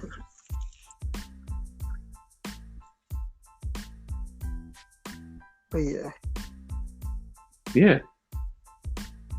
Well. Then we had a match. Well, not a match. We had a promo with M.I. Jeff. I wanted to so bad. I wanted to go, he's wrong. Everything he said in this promo was not wrong. And I was so upset. Yo, he didn't say nothing that was not right. Dude, he said, I got pinned because Moxley cheated and he used the illegal move. So technically, that win should be expunged off my record. Yep. And I'm still undefeated. And I was like, you son of a bitch, you're technically right. As soon as he said that, I was like, you son of a bitch. I was so fucking angry. And I agree with him. No, he's 100% right. Yes. The whole stipulation that wasn't supposed to use the paradigm shift, that it's called there. Mm-hmm. And like the fact that Moxley like also used the ring too. Mm-hmm. Like that should be put into account. Yes. Like I don't think he mentioned it. Like he made. That should be it too. Dude, but he made so much sense. I was like, God damn, I hate to love you, but God damn, you're right. Like everything about it was right. Then we had a fucking cool ass promo from Eddie Kingston, who's uniting his family, and it was so cool. And him, Phoenix and Pentagon, they were talking, and he tells Butcher and Blade, go grab somebody. This is exactly what he said. Go grab somebody. What do you mean? Like, grab somebody like who? They literally went outside and grabbed some people from the crowd that just beat up. It was like, the fuck? Right. Like, they just killed so many people. It was like, the fuck? And the one thing that stuck out to me. Go ahead. Yo. I know what you're about to say. Go ahead. Yo, you need to get your house in order. Why? Why does he keep telling this man to go get his wife? Why? Tell me why. One, either Allie's going to turn, because he talked about Allie, for those of you that don't know, and Butcher. Mm-hmm. That's actually his real life wife. One, Allie's probably going to turn on, on QT Marshall, which apparently is her on-screen boyfriend. Or Allie's actually going to, like, reveal that they're married, because I don't think that's been revealed on AEW. No. And yeah, leave Butcher for I'm keep saying Butcher, but it's Blade actually. Leave Blade for QT. Yeah, I don't like that at all, but sure. Why not? Like, why not? Why fucking not? You know what I mean? Why fucking not? I mean, they try to go like weird storylines. Like, I feel like she randomly went face, like, out of nowhere. Yeah. Like, okay, here's the thing, right? I thought it was a setup the whole time. Because I thought she was going to set up the Nightmare family to get beat up. But, that fucked me up. Because it would have made perfect sense. It would have. Because originally she had beef with Brandy, which nobody seems to remember. I don't know why, but like, part of me feels like that's where it was going to lead, and then like, once they got too buddy, I was like, fuck it, it's dropped. Like, they don't give a shit about it. Yeah.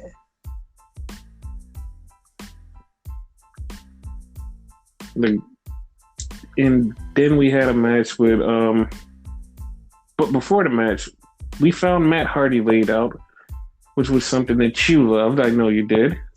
Honestly, right? Here's the good part. Mm-hmm. I did it. Mm-hmm. Okay, why didn't you? Like, not hating. Like, I mean, I'm just different. Mm-hmm. And I'm actually sympathetic. He should have never even been there.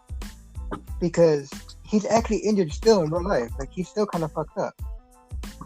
So, exactly. I think that's why they took him out. Yeah, like, I understand it. But, like, we know he's fucked up. So why go through the process of trying to fake him being kayfabe fucked up if we know he's fucked up? You know what I'm saying? Okay, so I think they're trying to pull a storyline out of this. Okay. Like, I think they're trying to pull a storyline out of this, and so people are like, oh, it was Jericho and Jake Hager that did it because they were fighting Private Party next. And first off, way too obvious. And especially because fucking what JR said. Did you hear what JR said? What did he say?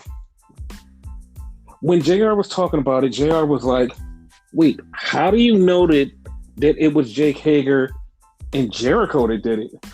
You don't know who did it. They could have just walked up.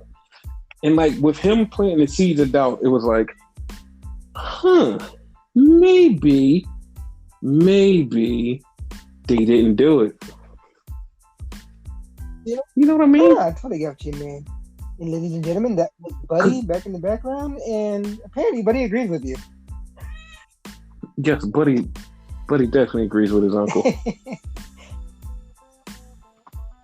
Because, like, dude, when it happened, like, I didn't even think of Jericho and Hager doing it. The first thing that popped in my head, and you're gonna be like, why? Was Private Party. I mean, like I thought about that too. I don't know why it popped in my head. Exactly. Dude, it just seems weird. Like, I don't know why. It just seemed like Private Party did this. Like, I don't know why. I mean, so, like, yeah. Think about it like this, right? You're young, starving superstars and whatever, right? Why would you want to hang with the old guy? You know what I mean? I know you quote unquote look up to him and whatever, but he's kind of holding you down. And again, not me hating on Matt, right? I'm just looking at it as storyline their odds, you know? And remember, kind of riding our coattails. Yes, and remember when we first saw them team up, we kept saying, "Why is Matt Hardy teaming up with Private Party? Why is this even happening?" Like, it made no sense to us. It made no sense to anybody. Like, now it's like just fucking kill it. But yeah, Jericho and Hager beat Private Party, and like, I did like the part where like Quinn stood up to Jericho. I'm not even sure if that's the right person that stood up to Jericho. I did like the way he stood up to Jericho, and Jericho was gonna fuck him up though. Yeah. Like, I like that. But yeah, I'm thinking Private Party did it. Yeah, because that would throw the normal person off. We're not the normal people. Exactly. Then we had the match for NWA Women's Championship. Thunder Rosa versus Ivelisse. So I like automatically from like the minute this started, I was like, it's gonna be some fuckery because Diamante came down with Ivelisse. Yeah. Like, it was a good match, but like, I knew it was gonna be some fuckery.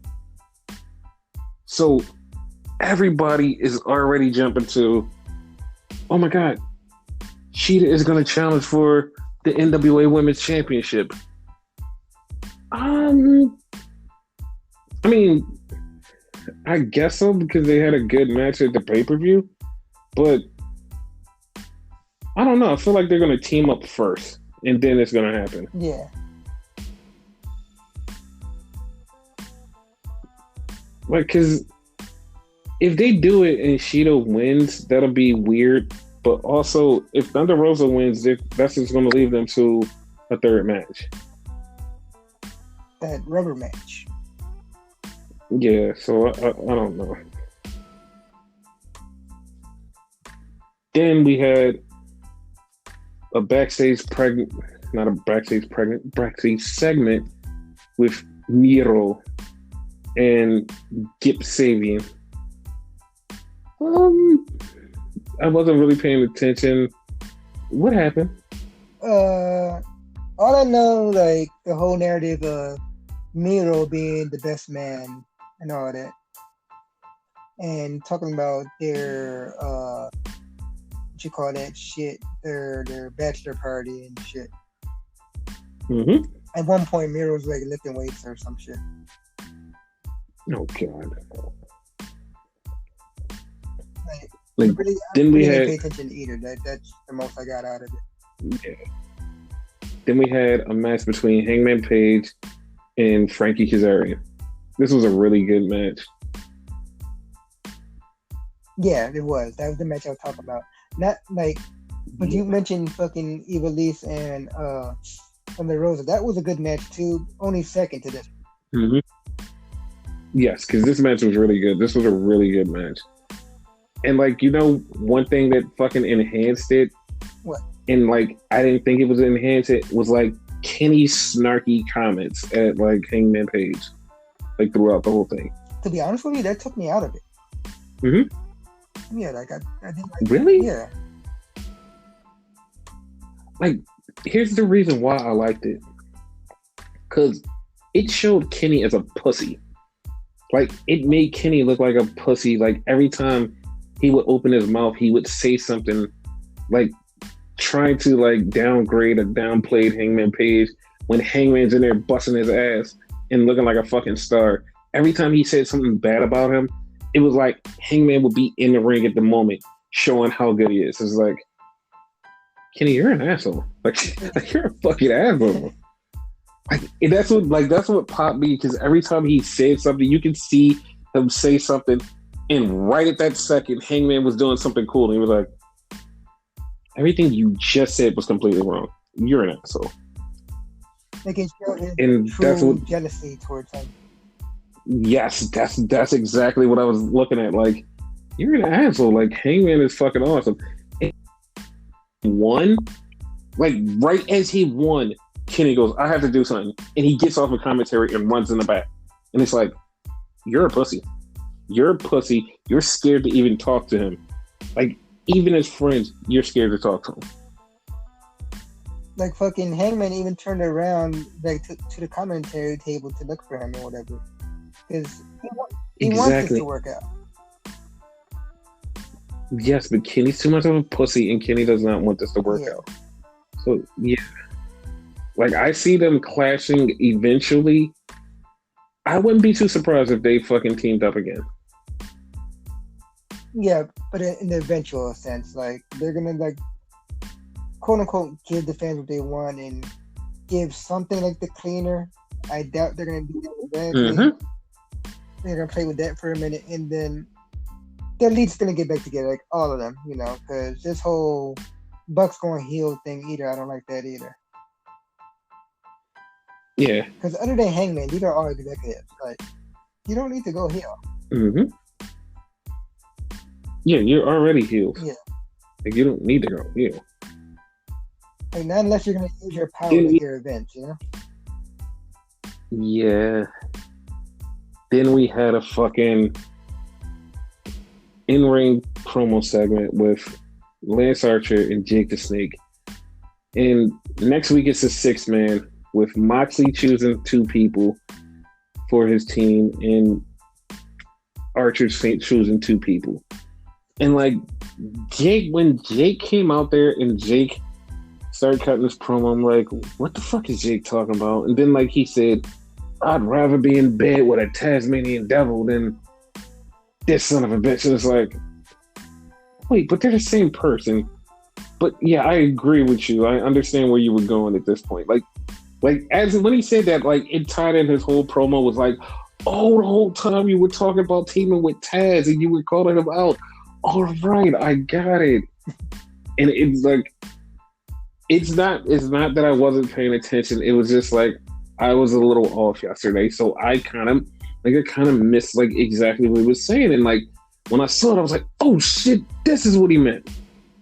So he calls out Taz, and Taz comes out was like, "Listen, brother, like me and Ricky Starks will help you out, but when you win that title, we get first shot." They said, "Cool." So Moxley comes out. They try to attack Moxley, and this threw me off. This fucking threw me off. Okay. Then here comes Big Will Hobbs. It's like, wait, how did you get thrown in the main event this quick? Like, the fuck? Like, what the fuck is happening? Like, he comes out and help, and then Darby comes out and help. So now we have the team of Darby, Big Will Hobbs, and Moxley versus Archer, Brian Cage, and Ricky Starks. This is gonna be a good match. Yeah, like honestly, like I haven't been watching Dark, and I've seen Will Hobbs very few times, so I didn't know like how much he's good at whatever he's good at. But for him to get thrown right into the main event is kind of like, all right, I guess they have plans for him. I want to say I only saw him wrestle twice, maybe. Yeah, like I think I've seen him a couple times, but like that's what's bothering me. It's like, I don't know, like I don't know. But yeah. Then we had the finisher was the parking lot brawl. The match that I thought was on NXT for some odd reason. Yes, I don't know why, but yeah, it was on AEW. I'm gonna be honest with y'all, right? I really wasn't paying attention to either one of these shows, NXT or fucking AEW. I was trying to get a PS5 while all this was going on. Wow, that was bold of you to say. It was very bold of you to say. I won't say it, but that was bold of you to say. I won't mention whether or not I got one or not, but yeah, I was trying to get one. I mean, who knows if we got one or not? But, But back to the fight. Dude, this was brutal. It was cool. But the ending of it, I don't care how much everybody goes, oh my God, the ending was so cool. The ending is what killed it for me. That killed it. Like, the throwing them through the cars, the fucking frogs, the one that fucked the spot that popped me was the dude was in between the hood of the car and he got frog splash between the hood of the car. It was like, oh my God, that was fucking awesome. Yeah. Like, it was all of these great spots in this match. I was like, yo, this match is really good. When they went to go hit Chucky with the cinder block and the trunk opened and Orange Cassidy popped out and hit Santana with the fucking orange punch with a chain and knocked him out, and that's how they won, I was so angry. I was angry.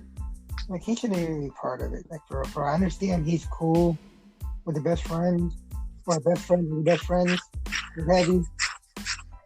But, yeah. But no. Like that took me out of the match, and it's because, like, it just felt like that ending just came out of nowhere. I can understand if he had beef with Santana and Ortiz, and that's why he did what he did. I can understand if, like, they had beef with him and he's getting his retribution for getting beat up. Out of this whole thing, they never touched him. Like, when they touched him for Jericho. Yeah. He got his revenge on Jericho. It's over. This did not need to happen. It didn't need to happen this way. It took me out of the match, and it gave me, like, just a salty feeling in the match. It was like, well, that took all the air out of the match for me. You know what I mean? It just felt, it just felt bad. Like, I don't know. I guess it's just me. It's just me. Oh, no, it's not just you, because had they ended it differently, like if one of the teams won without help or whatever, I would have been fine. It's not just Orange Cassidy. Had Jericho got in, had Sammy Guevara got in, had Jake Hager got in, I would have felt the same exact way. Yes. Had somebody totally different came in matter, I probably would have been cool too. I don't know who else you would have implemented it, but yeah. Exactly. But and we're gonna get into the very end. So then after they win, they get in Sue's van and Sue flips the finger, and everybody thought that was like the coolest thing ever. Yeah, like it was okay, but like they thought it was the coolest thing ever. It was alright. No, people are saying because WWE so PG. Look, WWE, you can be edgy. Like, all right, cool, whatever. Okay. This is what I forgot to mention with the MJF promo. MJF was like, basically, he needs to be into a faction. What do you feel about this? I feel like he's gonna make his own faction. I don't like seeing joining forces with anybody else because he doesn't seem like he could fit with me. Okay. Because there's the Dark Order. Definitely doesn't fit in the Dark Order unless like Brody Lee changes more and makes it more corporate. Doesn't fit with fucking what's his name? Eddie Edwards' crew. Do they even have a name? Cool. Eddie Edwards' crew? No. Doesn't fit with the Bucks. Doesn't. Well, he might fit with the Inner Circle maybe because he's Jericho-ish. Yeah, he could, but like, I kind of want him to start his own crew. Yeah. Also, like, so many egos in that one faction. Like, they let fucking Jericho like take it for a minute, but you think fucking like someone like Jake Hagar would like be Jericho's bitch for like the long haul after a while? Like, he's gonna want that title after a while, which he actually won. Basically. Same thing with fucking MJF. He was part of it. Like, no, it's my turn now. Yes. And we only had what? So yeah. 2 champions? What? Yeah, we only have 2 champions. Yeah, so someone else needs a turn. So, okay, so some news that came out of AEW, and like this is okay. This news makes me sad, but also like it makes me sad, but it's also like happy at the same time because so you remember Casey from Square Circle Sirens who passed a few weeks ago. We dedicated the show to him. He said he would stop watching AEW for Ivelisse. Now, this goes right into this story. Yesterday, Ivelisse started an argument with Thunder Rosa. Ivelisse got in the ring. She didn't sell some of Thunder Rosa's stuff, so Thunder Rosa started actually real life fucking hitting her. Thunder Rosa and her got into an argument in the back, and they started to have words, and it almost broke out to another fist fight. AEW said, "Yo, Ivelisse, you gotta go. We don't want you around for the rest of the tapings. You gotta go." Dude, Casey has been saying this for so long that Ivelisse is a fucking problem. She has an ego and she's a fucking problem, and she is just trouble. She should be banned from wrestling. Everybody has always said, "Casey, maybe you're a little bit too hard." Every time something happens, she shows her ass. This is a perfect example of what he was talking about and why he did not watch AEW, because they signed Ivelisse. Ivelisse is an asshole. And I know somebody out there is probably like, "Well, what about Thunder Rosa? She's no angel." Dude, have you ever met Thunder Rosa? Have you ever seen Thunder Rosa? She is like one of the sweetest people in the fucking world. And it's not a joke. This is not me kissing her ass. This is like a real legit shoot. Like, she is so nice. Like, she's one of the nicest people in wrestling. So for her to have a problem with somebody, they have to be an asshole. Yeah.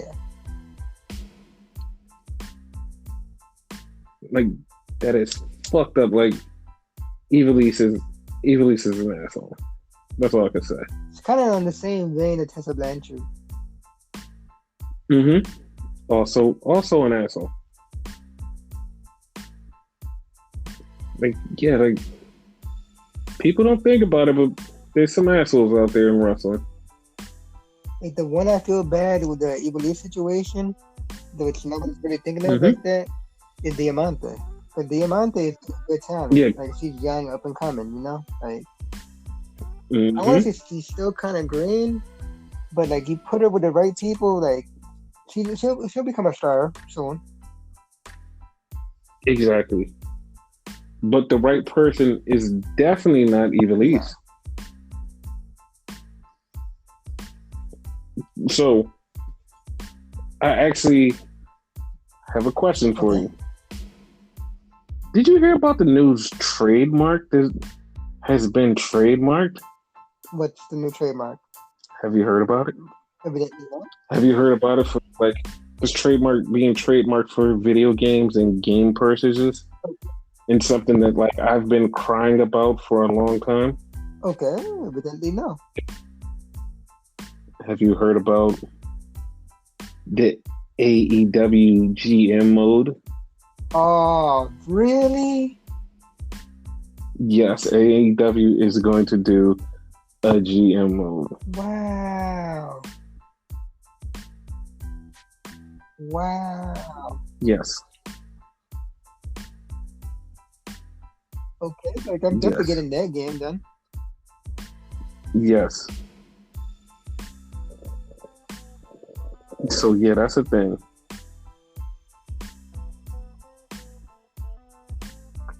So yeah, they're gonna be doing their thing. New AEW GMO, and it was one more trademark that they had filed, and it was like, like it just made the game seem like really, yeah. So the game might be. The game that's out right now, so. Oh yeah, it's definitely better than the WWE game out right now. It's better than that. But yeah, like this AEW game looks like it's going to be good. It's gonna be good. Hopefully. Oh yeah, like I'm just gonna go ahead and give them the benefit of the doubt now, even though I'm not sure it will be, but I'm giving them the benefit of the doubt. 90% of them are gamers, so hopefully it's on all systems and just not like on current gen and past gen. Yeah, that way everybody could like get it. Yeah, everybody. Even the Switch. Yes. And even the new gamers that will become new gamers soon. Yep.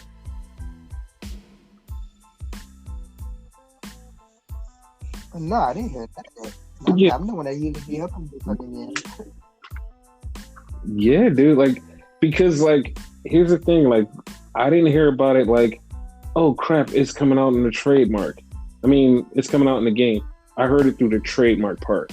When I heard the trademark, I was like, oh, that's trademark for a game. Because it didn't say just a trademark for anything. It said trademark for game. I was like, oh, okay.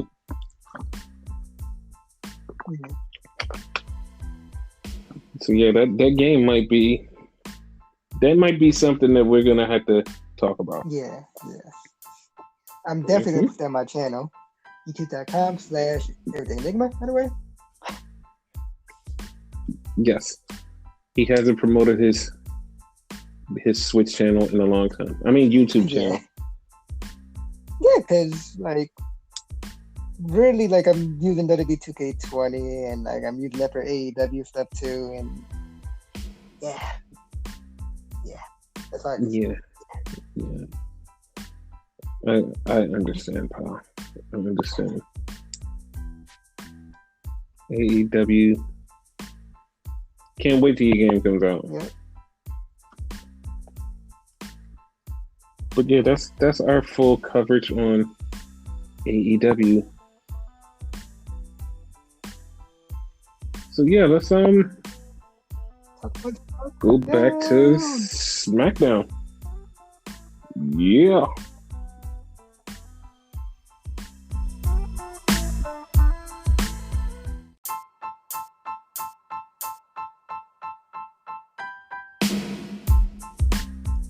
So before we get into the SmackDown portion of the show, I have to ask you one thing.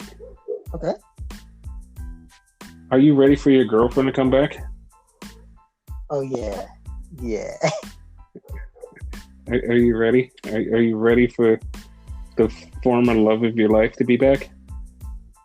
Buddy said yeah, but Buddy says yeah. But yeah, like before he says, like I had the biggest crush on this woman.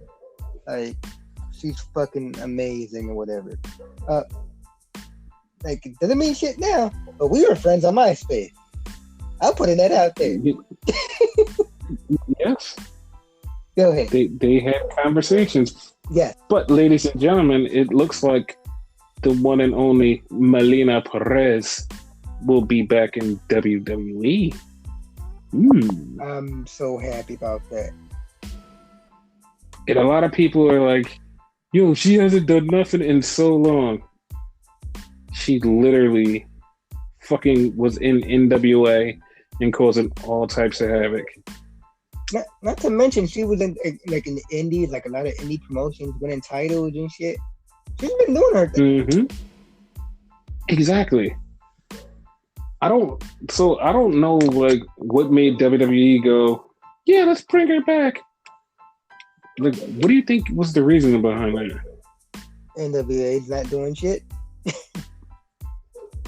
Okay, well, yeah, that makes sense. And so, also in the vein of NWA, I have to bring this up because we kind of glossed over this a long time ago, but like it came out recently that James Storm is no longer under NWA contract. Oh, really? And wait, no. Here's the thing, right? We glossed over this months ago in a joking form. Was like, yeah, they can reunite Beer Money. I don't know if they're gonna reunite Beer Money, but when we joked about that, we literally was serious because he wasn't under contract since February. We weren't just joking about it to joke. Like, he was not under contract. Oh yeah. So yeah. Like I totally forgot about that. Like I didn't see him on Twitter, so it's been so long I haven't seen him. Like I don't really think about him. Yes. And we talk about a lot of stuff here on the podcast that happens. Like some stuff that we're gonna bring up in a few minutes from SmackDown, but that's all your fault. Yes, all my fault. And so I kind of want to quote this one person that I really hate, but the reason this podcast exists is because I hate him and because he gave this quote. So I'm not going to give the quote, but his quote was when he was quoting about something that he was 100,000% wrong. And there was a quote unquote report that backed up his story. He jumped on Twitter and said, "Don't you ever doubt me." And when he jumped on Twitter, everybody was like, "Oh my God, he's actually right. He's actually right." But I was the only person saying, everything he's saying is 100% wrong. He's wrong. He's wrong. He's wrong. And a few weeks later, everything he said was proven to be extremely wrong. And the article was wrong. Everything was wrong. I told him he was wrong. He was wrong. And he should not cover wrestling ever again. But he still tries to get back into the wrestling scene, which he's always wrong about. So I'm not going to quote him and say, "Don't ever doubt me." I'm just going to say the same thing I say every time I tweet out about the podcast. Take a listen, because I'm going to inform you of some shit. So yeah. You fucking geek. Yes. Yes, he is. SmackDown opened with the dirt sheet, ironically enough, from Miz and Morrison. They talked about everything that had nothing to do with anything, and then they talked about how they got Mandy out of here. And it's like, I don't know how the hell that happened. I don't know why this is part of the storyline. But why the hell did they break up Mandy and Otis? Can you tell me that? To piss off Otis and whatever, like try to make him serious. Like I think they're gonna like pull the trick on it eventually. Now, but okay. Here's my question, though, right? Yeah. We're all cooped up in the fucking Thunderdome, though, right? So technically, he didn't do anything. They still see each other. Yeah, but here's like my biggest problem with that, and like it's a huge problem because like I'm actually going to touch on this a little bit later on. Okay. Here's my huge problem with that. Okay. There's a draft coming up. Like, people keep forgetting that because no one's talking about it. There's a draft coming up. Why blow a trade to Mandy, sending her to Raw for no reason when the draft is coming up in a few weeks? Like, why? Like, it makes no fucking sense. They probably fuck around and put Sonya there. If she ever comes back, like, but that shit just bothers me, dude. Like, what the fuck? Like, the draft is coming. Like, none of this needed to happen. No, it definitely didn't. Like, she hasn't been there for like a few weeks. I want to say like after the Sonya match. Mm-hmm. So like, and she still hasn't showed up on Raw either. Yeah, so it kind of like defeated all purpose, you know? Exactly.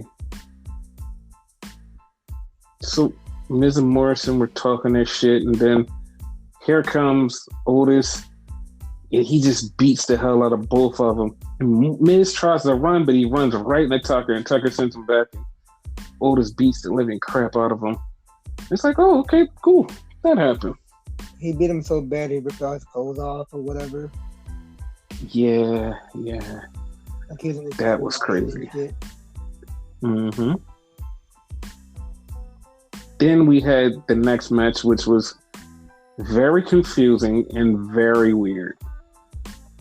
It was Gran Metalik accompanied by Lince Dorado and Kalisto. Both of them kept arguing about who was the leader and trying to make Gran Metalik listen to whoever was the leader.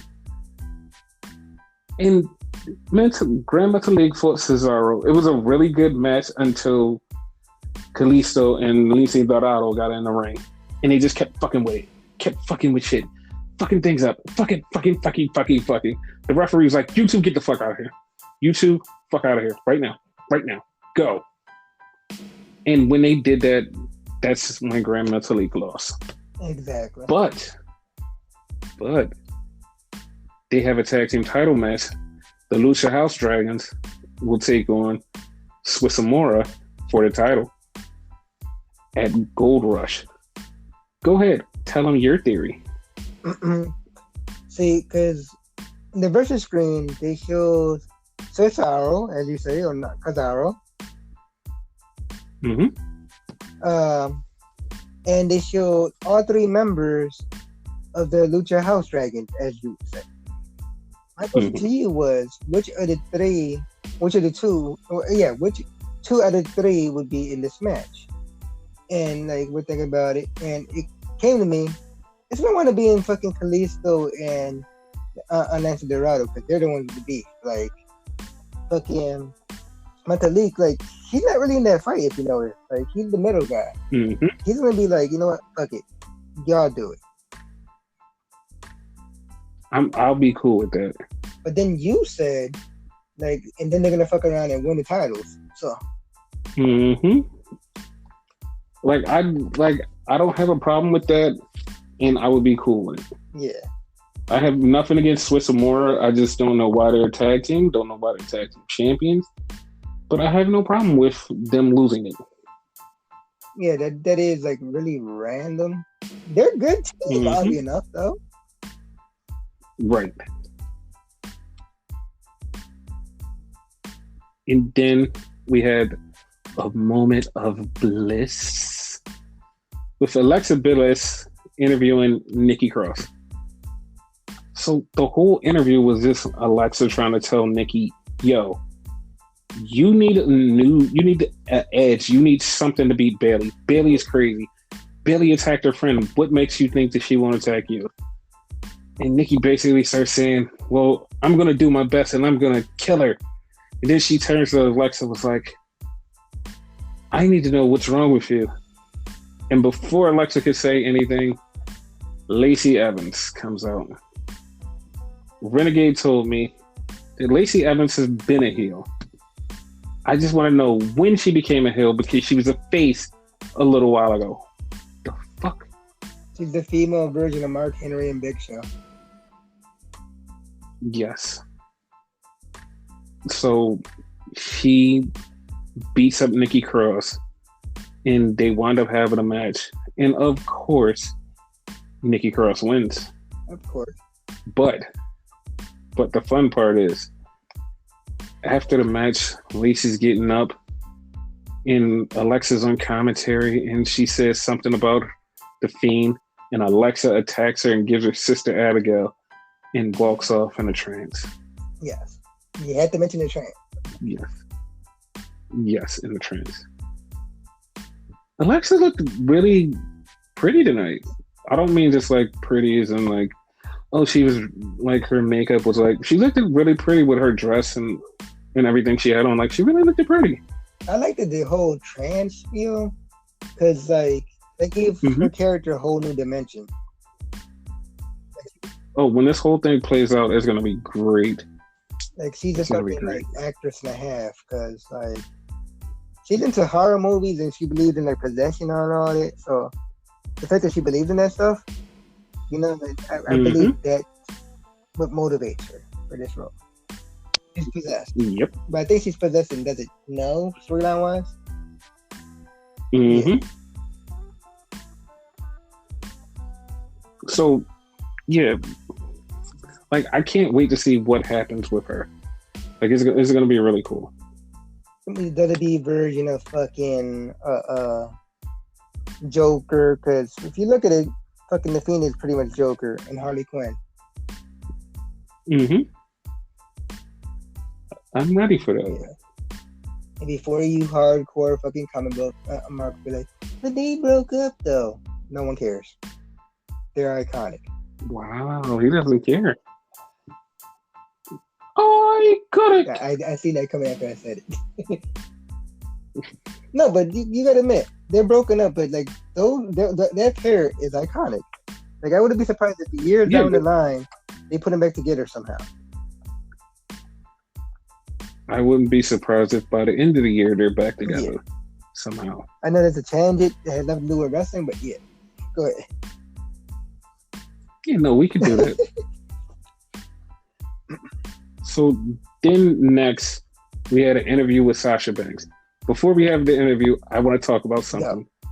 So I was watching a quote-unquote wrestling journalist earlier in the day, and he was talking about this whole Sasha Banks she shouldn't be in a ring. She should be on video and far away from the ring because she's supposedly injured.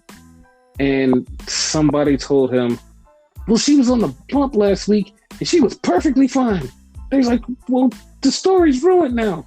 This makes no sense. Blah, blah, blah, blah, blah. Okay. The bump was a rerun. It clearly said a best of bump episode. And Sasha was on the best of. And if you watched it the first time, and if you listen to what she said, she was not talking about anything current. She was talking about when she was champion. It was so stupid for somebody who's supposed to be quote unquote a wrestling journalist to have no knowledge. And if they tell me, oh, it's because I work on a lot of other things. Your sole job, your sole income is to cover wrestling stuff. Well, I don't go on social medias. Once again, your sole job is to cover wrestling. When you say stuff as a journalist that people quote unquote respect and they follow and they are diehard fans, do not give them misinformation, especially when you're co-opted by the other brand. You should not give out misinformation. And if you want to know what I mean by co-opted by the other brand, they're pretty much shields for AEW. If you're paying attention and you say, no, they're shields for AEW. Like, just listen, you'll find out and you'll be like, holy shit, they're fucking shields. Like, I'll give like a prime example of that shit. Like, he can't, like, it's a guy, right? I'm saying he, I don't know. Mm-hmm. The guy can't say like, oh, he was doing a bunch of other things or whatever, so he wasn't really paying attention like that, right? Dude, early in the show, I said that I really wasn't paying attention to AEW because I was trying to order the fucking PlayStation 5, but I know everything that happened.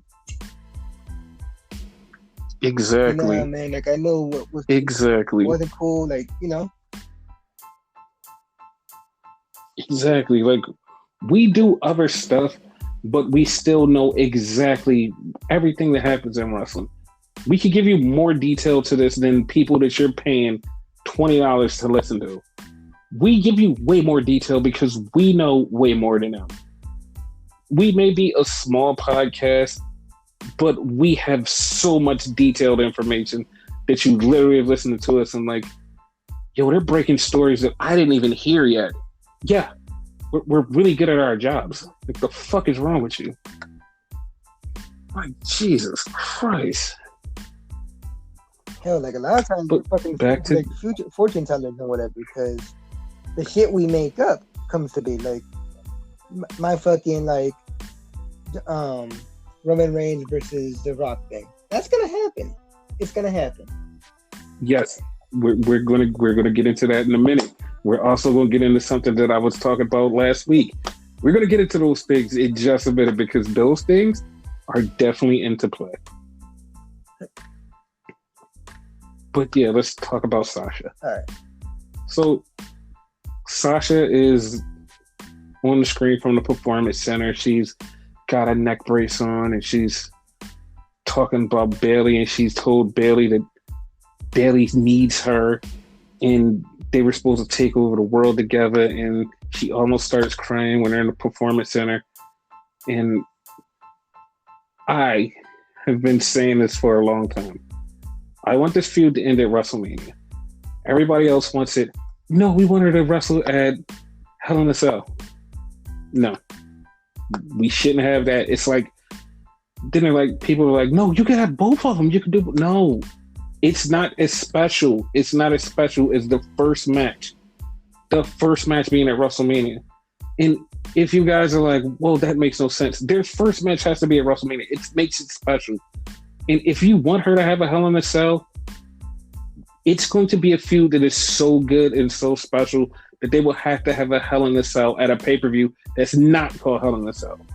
That is what's making the feud that special. But you guys want what you want, but I'm telling you how it should be and how it's going to go down. Because I literally watched her do this interview, and I said to Renegade mid-interview, I said to him, dude, Bayley should come out and attack her and keep her out longer. What happened? That's exactly what happened, Renegade. The fuck out of her. She fucked her up again and left her laying. Yeah. But and she was on tangent, right? So like everybody wants it to happen in a Hell in a Cell match, whether it be the Hell in a Cell pay-per-view or it happens at WrestleMania, right? I don't know if I mentioned on the show before. I probably have, but yeah, I'm the one with bad memory, y'all. So if I have, excuse me, right? I have a different take on that. Okay. I want an Iron Woman match. In this feud, the way it began. Because, you know, they're friends, enemies, you know. If they have an Iron Woman match, like, it will end everything. It will, and that's going to happen next May. Okay. I'm calling it next May. That's happening because they're going to have the first match at WrestleMania. You're going to have the pay-per-view after that, and then you have one more pay-per-view after that. That's when everything's going to be cool. And everybody's going to be like, oh. They're like, that's it. Iron Woman in the feud. That's it. Let it happen. But yeah, like, that was that. Then we go into something that I've been talking about for the last 3 weeks. I've been talking about it since it started. AJ Styles versus Sami Zayn. Sami comes out and is like, why didn't you announce me as the Intercontinental Champion? They start fighting. They're going one-on-one. They're beating each other's ass. And then all of a sudden, somebody cashes in. Jeff Hardy comes down with his Intercontinental title to cash in and starts beating their ass. And my TV is ahead of Renegades. So I said to him, yep, it's happening. And he goes, what's happening? Like, it's happening. The thing that I want is happening. So as he's watching it, Jeff goes under the ring and pulls out a table. He was like, "You never called a tables match." And he puts the table back and then he grabs the ladder. He's like, "Oh, yeah, it's happening." So at Clash of the Champions, a 3-way, AJ Styles, Sami Zayn, Jeff Hardy, 3-way, double Intercontinental title ladder match. Just like I predicted. Yep. See, people? We know what we're talking about. Exactly. And then something that we knew what we were talking about because Renegade himself predicted this. They did a look back narrated by Paul Heyman on the history of Roman Reigns and Jey Uso. And they mentioned everybody that's connected to the family. They mentioned The Rock. They mentioned Yokozuna. And the way that it was narrated, the way that it sounded, it definitely sounded like it's leaving the door open for The Rock. Yep. It definitely sounded that way. So you were totally 100% right. Like, I'm surprised I didn't see it that night. Yes, but you were right. So then we have Bartender Cabron and the Irish dude from the bar sitting there talking, and then security guard tells him, "Hey, somebody's stealing your car." He goes outside, and of course, Big E attacks him. Big E starts beating up Sheamus. Sheamus runs off, and then Big E starts beating up the security guard, and it's the best thing ever because he starts whooping his ass, and Big E goes, he's like, "I don't know your name, but your name is Larry to me. How you like that, Larry?" And just start whooping this guy's ass. Dude, it was so fucking awesome. It's like a little more to that, right? The security guard that he beat up was the same security guard that set him up the week prior. Was it a week prior or 2 weeks prior? It was 2 weeks ago. Okay, yeah. Which took Big E out that match because Big E could have been a number one contender.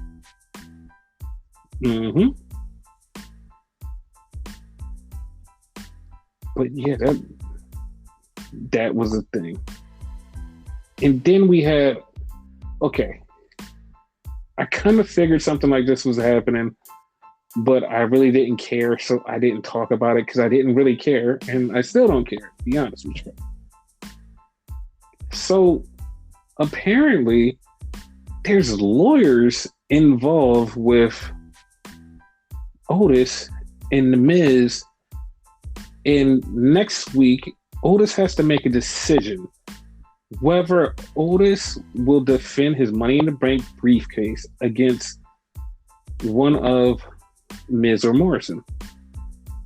And I just kind of I didn't see that coming, but Renegade has been saying this for so long that I should have known that he was going to predict this to happen. So, yeah, that's a thing. That's a thing. The thing that happened in the beginning of the show, apparently Miz's lawyers calling for assault charges or something like that. That's basically what happened. It's wrestling. Come on, really? But, and yes, I stole Miz's line. Yes. Which, in all fairness, and 100% fairness, Miz stole that from me. Yeah. Just saying. Just saying. I was the one walking around saying really before Miz was saying it. So, Miz stole it from me. Sorry, Miz. You stole it. But I hope Morrison wins it if it goes that route. Well, I mean, it'll be cool. It'll be cool. I'm a fan of Otis, but I don't see him as champion. You will. You will. Shit. One day you will. You'll see him as champion because he will be the best guy to do things eventually. But not now. Not now. Then we had the main event, a Samoan street fight, and it was Jey Uso and Roman Reigns versus Bartender Cabron and the dude from the bar. Here is where we get into some interesting things. Oh, okay. I thought you was going to gloss over that. Okay. No. This is all you, baby. Okay. Like Roman comes out and he's cutting his promo like, this is my yard. Don't you ever forget this is my yard. This is my ring. This is my place. And Roman's cut his island and he's cutting his promo and like you can hear it and you're like, okay, it's okay. It's a regular promo. But the thing is, the last thing he said was he basically said something to the effect of, nobody can beat me. And if you want to beat me, come get me. It was like, okay, he's not talking about Jay. He's not talking about anybody that we know. Like, I just really figured that he wants to go one-on-one with the Great One. Yep. This is how it starts. Like, him just saying that in the promo earlier, this is all leading up to The Rock, like you said. Yep. This is going to be big. This is going to be big. And that match is really awesome. Yeah, I can't wait for that. That's going to be great. So they got into this fight. They fought. Roman got a chair through in his face. He really needs to start looking where he's going, because that's fucked up. Like, they beat the shit out of everybody, and he did Sheamus like words that we say. He put Sheamus into the WWE universe. It was great. And Roman ain't PG because the way he calls people bitch now. Not your typical bitch. Like one of them, like, bitch, please. Mm-hmm. And then the funny part was at the end of the match, Roman hits a spear on the bartender, and right as he hits the spear, here comes Jay with the splash. It fucked Roman up, and he was up against the corner like, holy shit, where the hell did that come from? It was crazy. And then they hugged. They hugged for like 5 fucking minutes. I hated that. I hated that they hugged. So, fucking before the spear though, right? Let's say it was a fucking Samoan street fight, anything goes. And Jay hit fucking as you call him, the fucking was it the bartender? No, I think it was Sheamus. The Irish dude from the bar. Irish dude from the bar, right? So he fucking like hits him in the Universal title. The belt's in the ring, like after all that shit happened. So Jay picks up and like he's like playing with it and whatever. He acts like he's gonna raise it, like, yeah, I'm the champion. Like, nah, dog. Here you go. Here's your dog. And then that's when the hug happened. They hugged for 10 minutes. 10 fucking minutes. I lie to you not. It had to be 10 minutes. Roman was happy and smiling and happy. Just like, yeah. And as soon as Jay got out of the ring and was halfway up there, he's still smiling. He turns around to leave, and Roman just turns into an angry person. And Roman just looked like he's going to fucking kill him. So, and then he looked at Heyman, and then Heyman just gave him a look like, yeah, I know. Yeah, he's gonna murder that guy. I'm down with it. So yeah, That's that thing. They should have made Roman like heel years ago. Like, oh my God, yes. Like Roman's perfect right now. Exactly, he's so perfect. Like he's just so awesome. Yeah. Now, like if go ahead. Go ahead. I was gonna say, if you don't like Roman, then something's wrong with you. Yeah. And that's coming from us, who like for years that Roman is so fucking boring. That's they scripted like the shit out of him. Like this is like him being him now. Like I love this. But okay, question for you, right? He's a dominant heel. In all intents and purposes, he's Brock Lesnar right now, right? And like, I know Heyman and all that, right? He takes him down. I know more than likely The Rock, but I hope that's not a title match. So here's the thing: Rock putting him down, it makes sense, kind of, but also it doesn't make sense because all right, Rock wins the title. Rock has to go back to Hollywood or president or whatever he's going to be doing next year. Like, Rock has to do other things. So I have no idea what The Rock would do if he won the title. That just lends more thoughts of me going, it's going to be somebody that either we didn't expect or somebody we do expect that's just sitting in Scotland. Well, not Scotland. Well, Florida, Scotland. Holding the sword and sharpening it and just waiting for his moment to just Claymore kick the shit out of Roman. And I know people are like, wait, what? Like, how is these things even going to interact? There's a thing called a draft, and there's also a thing called Royal Rumble. But where I'm figuring it's going to happen in the draft. Yes. Drew's going to get drafted. Drew's going over there. Drew's getting drafted. Because right now, like, my theories on this is starting to line up with something that I've been thinking. I'm thinking that we're going to wind up getting Drew versus Roman either at WrestleMania or something. Because if the title's not on the line for that match with Roman and The Rock, then it's going to be Drew that's going to have the title at WrestleMania. Okay. So when would the Rock one happen then? If that would have to happen in WrestleMania. Here's what I'm. Okay.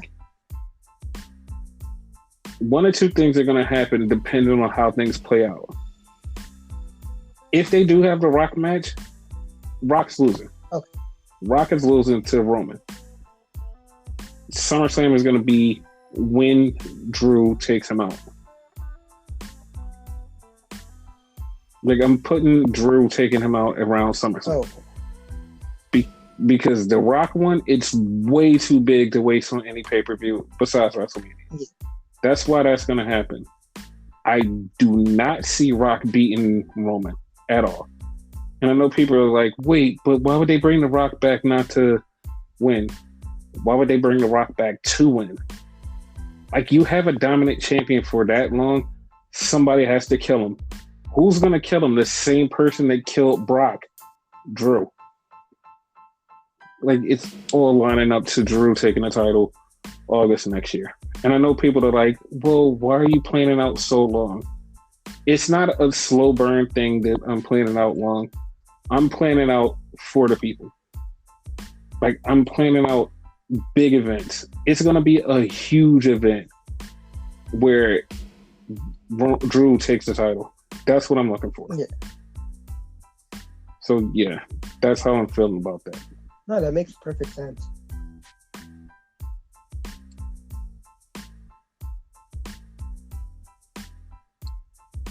Yeah. Yeah, like, got anything else? No, just that makes perfect sense. Like, I really ain't got nothing. You basically said it all. Like, it would have to be Drew, and like, you could kind of like, because Drew's a good promo right now, so you could kind of like hear him say something to the effect like, "Yeah, I took your other guy out. What makes you think I can't take this guy out?" Because imagine it, like Roman just starts running through everybody, beating down everybody, spearing people, taking them out, breaking them apart. And then you're like, okay, he's going to fight The Rock. Oh, he's definitely going to lose to The Rock. He's definitely losing to The Rock. Exactly. It's over. Like, it's obvious The Rock would win, quote unquote. Exactly. But also The Rock needs one last match, one good last match, and especially one good last match with his cousin. Yeah, you're going to put him down. You're going to put him down. Roman is putting The Rock down. And that's it. It's over. And then everybody's going to be like, wow, then what's going to happen with Roman? Like, is Roman going to get defeated? Like, you hold the title for a long time and Drew takes it, it's going to mean the world. It's going to mean the world. Because that's the way you start making a title mean something. Once the title starts to mean something because people hold it and have successful title reigns, people are going to love it. You know what I mean? Yeah, no. Like, I was also thinking, like, the Roman, like, it just came to me now. Roman's like another Rock, if you really think about it, right? Mm-hmm. People hated The Rock for a long fucking time. Rocky sucked, Rocky die, and all that shit. They hated him. They hated Roman. So, there's technically no rhyme or reason why he became a heel, right? It could be simply because, like, he's resentful of the fans, like, hating him. Like, he's tired of our shit. Kind of like The Rock. That's true. That's true. But the thing that bothers me is the reason everybody actually, like, well, not actually, all the people think that everybody hates Roman is because the girls actually think the guys hate him because they're jealous that he's so attractive. That's what it is. No, it's not. I know that he's attractive. We both know he's attractive. That has nothing to do with anything. Finn Balor attractive. We just hate him. Right. Yeah. And the bad part is, like, Finn Balor has a way more edgier side than Roman. And that's why he's better than Roman to us. Because he has that side. Now Roman has that side. And we're just like, we love Roman. We're not just jumping on different people because it's like, oh, well, we like this guy. No. If you listen to the podcast a long time ago when we started and we aired our grievances on why we're not happy with Roman doing things, because we fucking just thought that it's just, what the fuck, dude? Like, he needs to be a total badass, a fucking killer. You know what I mean? Like, he also needed some personality. We also said the same thing about Seth Rollins. And his current run, he's actually doing way better than them. Exactly. Like, people just need edge. And somebody said, well, you guys just all want people to be heels. Like, you want a whole federation of heels. No. We just want people to have personality. And the only way people show personality is when they're bad guys. That's it. Basically. Because as I just said, like, we like Finn Balor. And then, like, technicality, Finn Balor's face right now. Wait, what? I mean, if you really look at it, like, he faced Adam Cole as a heel. You know? Dude, Adam Cole's a face. No, but during that match, like, he did heel tactics or whatever, the floor wear. I don't know. Okay. But so did Finn. So, okay. Like I was gonna say this, but like, face with the whole, like, Walter thing and him getting beat up by wasn't Dream that attacked him, right? Yes. Yeah. But okay. But wasn't he just a heel talking shit about everybody and they need to step their game up? No, that wasn't he just him being him, like, again, having personality. You know what I mean? I equate him to being like Stone Cold when Stone Cold was the face. He just don't give a fuck. Mm-hmm. Yeah, dude. Like, to be honest, like, I'm actually at. This is one of them times where NXT becomes the lost zone, where we have no fucking clue what's going on, but we enjoy everything that happens. Because I don't know who's a face and heel anymore. I'm just here just to enjoy. Like, that's all it is now. I'm giving my opinion. Like, that's not me saying for sure he's a heel or he's a face. They could very well like switch on me, like you fuck around and attack like another baby face. You know what I mean? Yeah, but this is basically Wednesdays 2014, us watching NXT, walking into the show going, I have no idea what the hell is going on, but I enjoy the fucking shit out of it. Because Kyle O'Reilly's a face, so you know what I mean? Yeah, but fucking Bob Fish and Rude, and Roger Strong are fucking heels beating the shit out of Damo.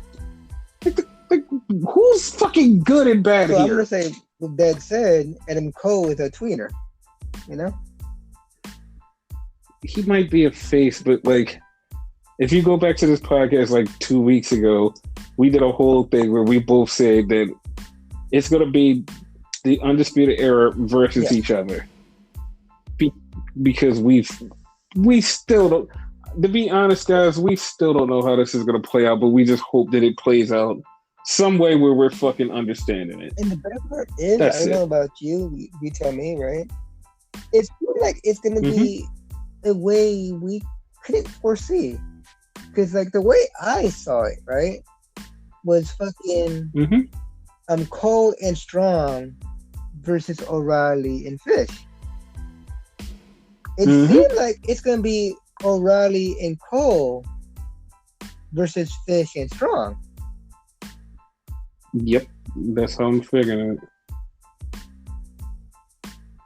Like, I don't know. Like, I don't know. I just want to watch it. That's all I know. Yeah, that's all.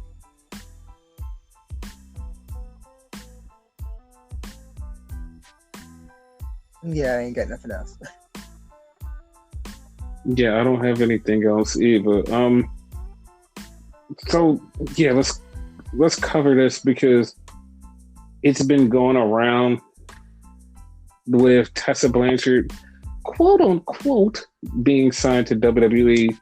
Like, there's been like 4 or 5 sources going, yeah, dude, she's signed to WWE. She's gonna be in a 5-year contract signed to WWE. Okay. The people that I know that are close to the situation, that are close in office, I've reached out to them and they was like, yo, to be honest, I'm not fucking with you. I'm not lying to you. I'm not telling you anything, but I have not heard anything about Tessa Blanchard's name even being named. It was like, I don't know where this comes from. This is not me trying to throw you off the center of the trail. He's like, there's no smoke to that fire, dude. I was like, but what about her being in the game? It was like, it was just an accident. There's no smoke. And I was like, so if she is signed, do I come back and kick your ass? He was like, nope, because she's not and they're not. Like, here's the thing. I was like, okay. Game doesn't mean a goddamn thing.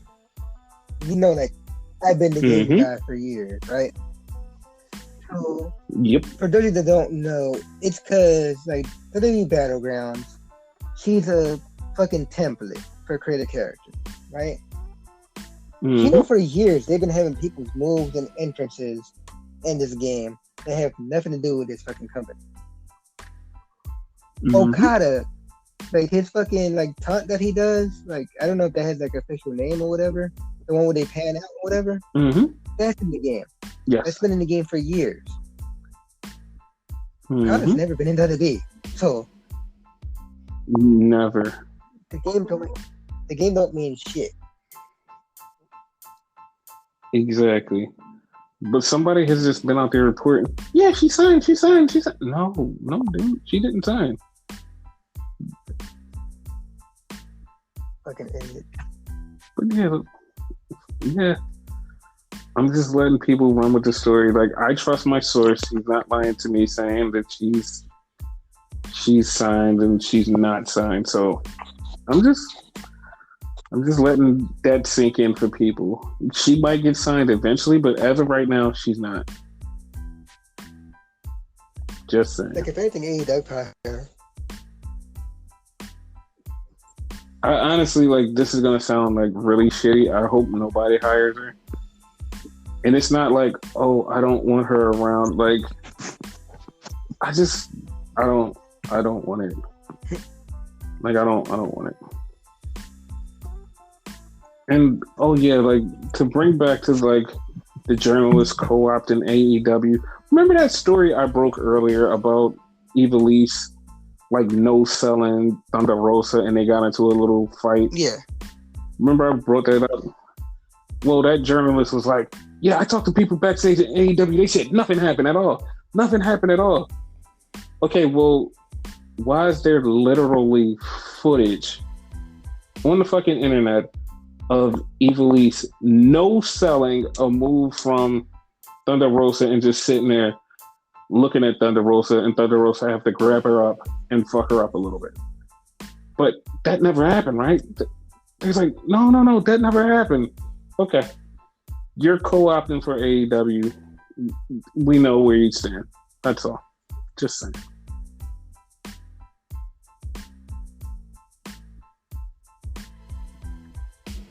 Yeah, like blanked out for a second.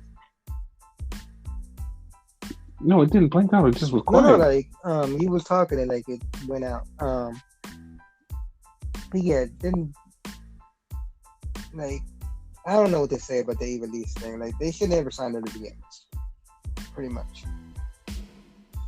Yeah, just like leave her out there, and that's how I feel about Tessa Blanchard. Like, yeah, these people are like, okay, but no, like, their human personalities outside are fucking horrible. Like, I don't understand why people just gravitate to them like they really have super horrible personalities. Like, hiring her or Tessa Blanchard, and that's another one, right? It's the equivalent to, and like, it's so bad I even forgot her name, because like, she was horrible, right? It's the equivalent to that girl a few years ago that had a match against Rose Marie that was signed to Impact Wrestling. She still is at the moment. I want to say this was AAA, and she fucked Marie up, like, in a shoot. Yep. I forget her name. Oh, Sexy Star. Yes, yeah. Sexy Star, yes, Sexy Star. But yeah, Sexy Star got blackballed for that. And like, I'm sorry, but that's what needs to happen to Tessa Blanchard. And I know people are like, well, she could have changed, she could change. Yeah, no, we gave her the benefit of the doubt for the change. We're like, no, you changed. Then you pulled that stunt for fucking Impact and literally said, nope, I'm not sending your belt back. I'm not doing a promo. I'm not fucking helping you guys. I'm down here in Mexico with my new husband. Fuck you. Like, that's literally the most horrible thing you could do in wrestling. Just tell your company, fuck you. It's like, dude, like, that right there just proves how much of an asshole you are. Especially the fact that they're like in, we were in like pandemic stages and all that, you know what I mean? Because Impact's a good company, but they're not the strongest company. So they need all the help they can get. Exactly. And the thing was, they were literally trying to work around you. They even said, yo, if you send in some promos, we'll just make it act like you can't get here, and we'll do the match without you until you're able to get here, and we'll just have it be number one contender. We'll work around you. Trust us. We got this. Just help us out. Send in a promo. Just do that. Nah. Well, if you don't send in a promo or anything, we can't do anything. So, fuck it. Like, just send us a belt. Nah. Can you do anything? Nope. Like, and the thing was, people were like, oh, maybe she's trying to get married. No. They didn't even get engaged to afterwards. So, like, you can't give me that bullshit. Nah. And even so, like, you can still get married and still like work with them. Like, come on. But her quote unquote thing was, I can't leave my husband because he's in Mexico and he can't come to America through this pandemic, so I can't leave him. They didn't have to leave. Yo, all you had to do was like send some promos. Exactly. Like they would have worked it out and they would have literally just had, because of the pandemic, she's stuck in Mexico and can't come back. So we can't have her defend the title until she comes back. So they literally would have worked with her and just had other things happen. They could have turned Moose's world championship into the world championship. Mm-hmm. That's exactly how it could have went. Moose versus Tessa eventually.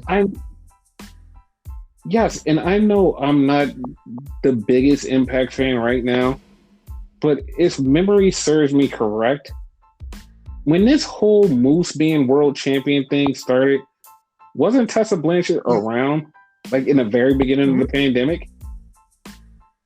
So you basically just left in the middle of the pandemic, got stuck in Mexico, didn't want to give up your title, and said, fuck you guys, I'm not helping you out. I'm not sending the title back unless you pay me $50,000, or it might have been more. But she said she wouldn't do that. That's so idiotic. Like any other wrestling company that signs her after that is just like, you're just putting your whole company at risk for that. Like, what the fuck, dude? Like, me personally, I can only speak for me and whatever, right? So, if I piss off like other wrestling fans, in my opinion, oh well, right? I only follow 3 wrestling companies religiously. You judge for yourself what you're talking about, right? That means WWE, AEW, and Impact Wrestling, right? To me, right? And directly to me, Tessa Blanchard wasn't a big star, you know what I mean, before Impact started pushing her as much as they did, you know? To me. Yeah. And, you know, man, like, she was a big name, but, like, they made her, like, big. Like, they made her the male champion. And that's big in, like, you know, mainstream, like, American wrestling. Granted, they did that in fucking Lucha Underground and whatever. That's more a Mexico thing. And, like, that's the way you treat the company who basically, like, made you a star? More eyes were on her because of Impact. More eyes were on Impact. They help each other. Exactly. But she just, I don't know, man. Like, I can't even defend her. Like, when she went on that whole racist tirade and then didn't apologize about it, like, didn't even say anything, like, to try to get herself out of it. And then the rumors of her bullying people and everything that kept coming out, like, that made me just like, nah, I can't even support you. Because it was a long time that I was like a huge fan of hers because she was on the indies and she was killing it. And then her and Ricochet started dating and they were in every wrestling company facing people together, and they were like doing so great. Both of them were looking to get signed, and WWE tried to sign her 3 times, and all 3 times they said, nah, we're passing. And nobody knew what happened. Casey knew what happened. He just wouldn't tell anybody, but 3 times passed on her. That should tell you something. Like, the biggest company in the world had you, and it wasn't like, oh my God, she fucked up in the training and she didn't train well. She trained well. Something happened all 3 times she was there. The WWE said, nah. All 3 times, nah. We're cool. Hear me out, right? Like, so that the only reason I will be okay with her joining the other 2 companies, because she already like on fucking Impact Wrestling shit list, which at this point they probably would hire her back, knowing them. But like the other 2, only way I would be okay with her joining the other 2 if because both companies are diverse as far as like their women and whatever. If their women fuck her up, like real shit. Yes. Like, could you imagine someone like Io Shirai or even fucking Bianca Belair like, beating the fuck out of her? Fucking who's Cheetah or I guess at this point Thunder Rosa. Yeah. I would be cool with that. Like anybody whooping her ass. Yeah, anybody whooping her ass would be perfectly fine. But like, because some people like okay, like you said earlier, people gonna argue the fact, oh, maybe she changed or whatever. Some people don't change like that. Some people one have to hit rock bottom, not the move, or two, just get the living shit beat out of you so you can learn your fucking lesson. Exactly, and that's what she needs.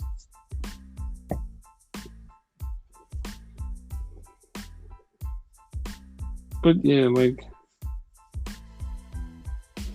that's, I mean, that's, it is what it is. She's not going anywhere. I'm definitely not because of the game.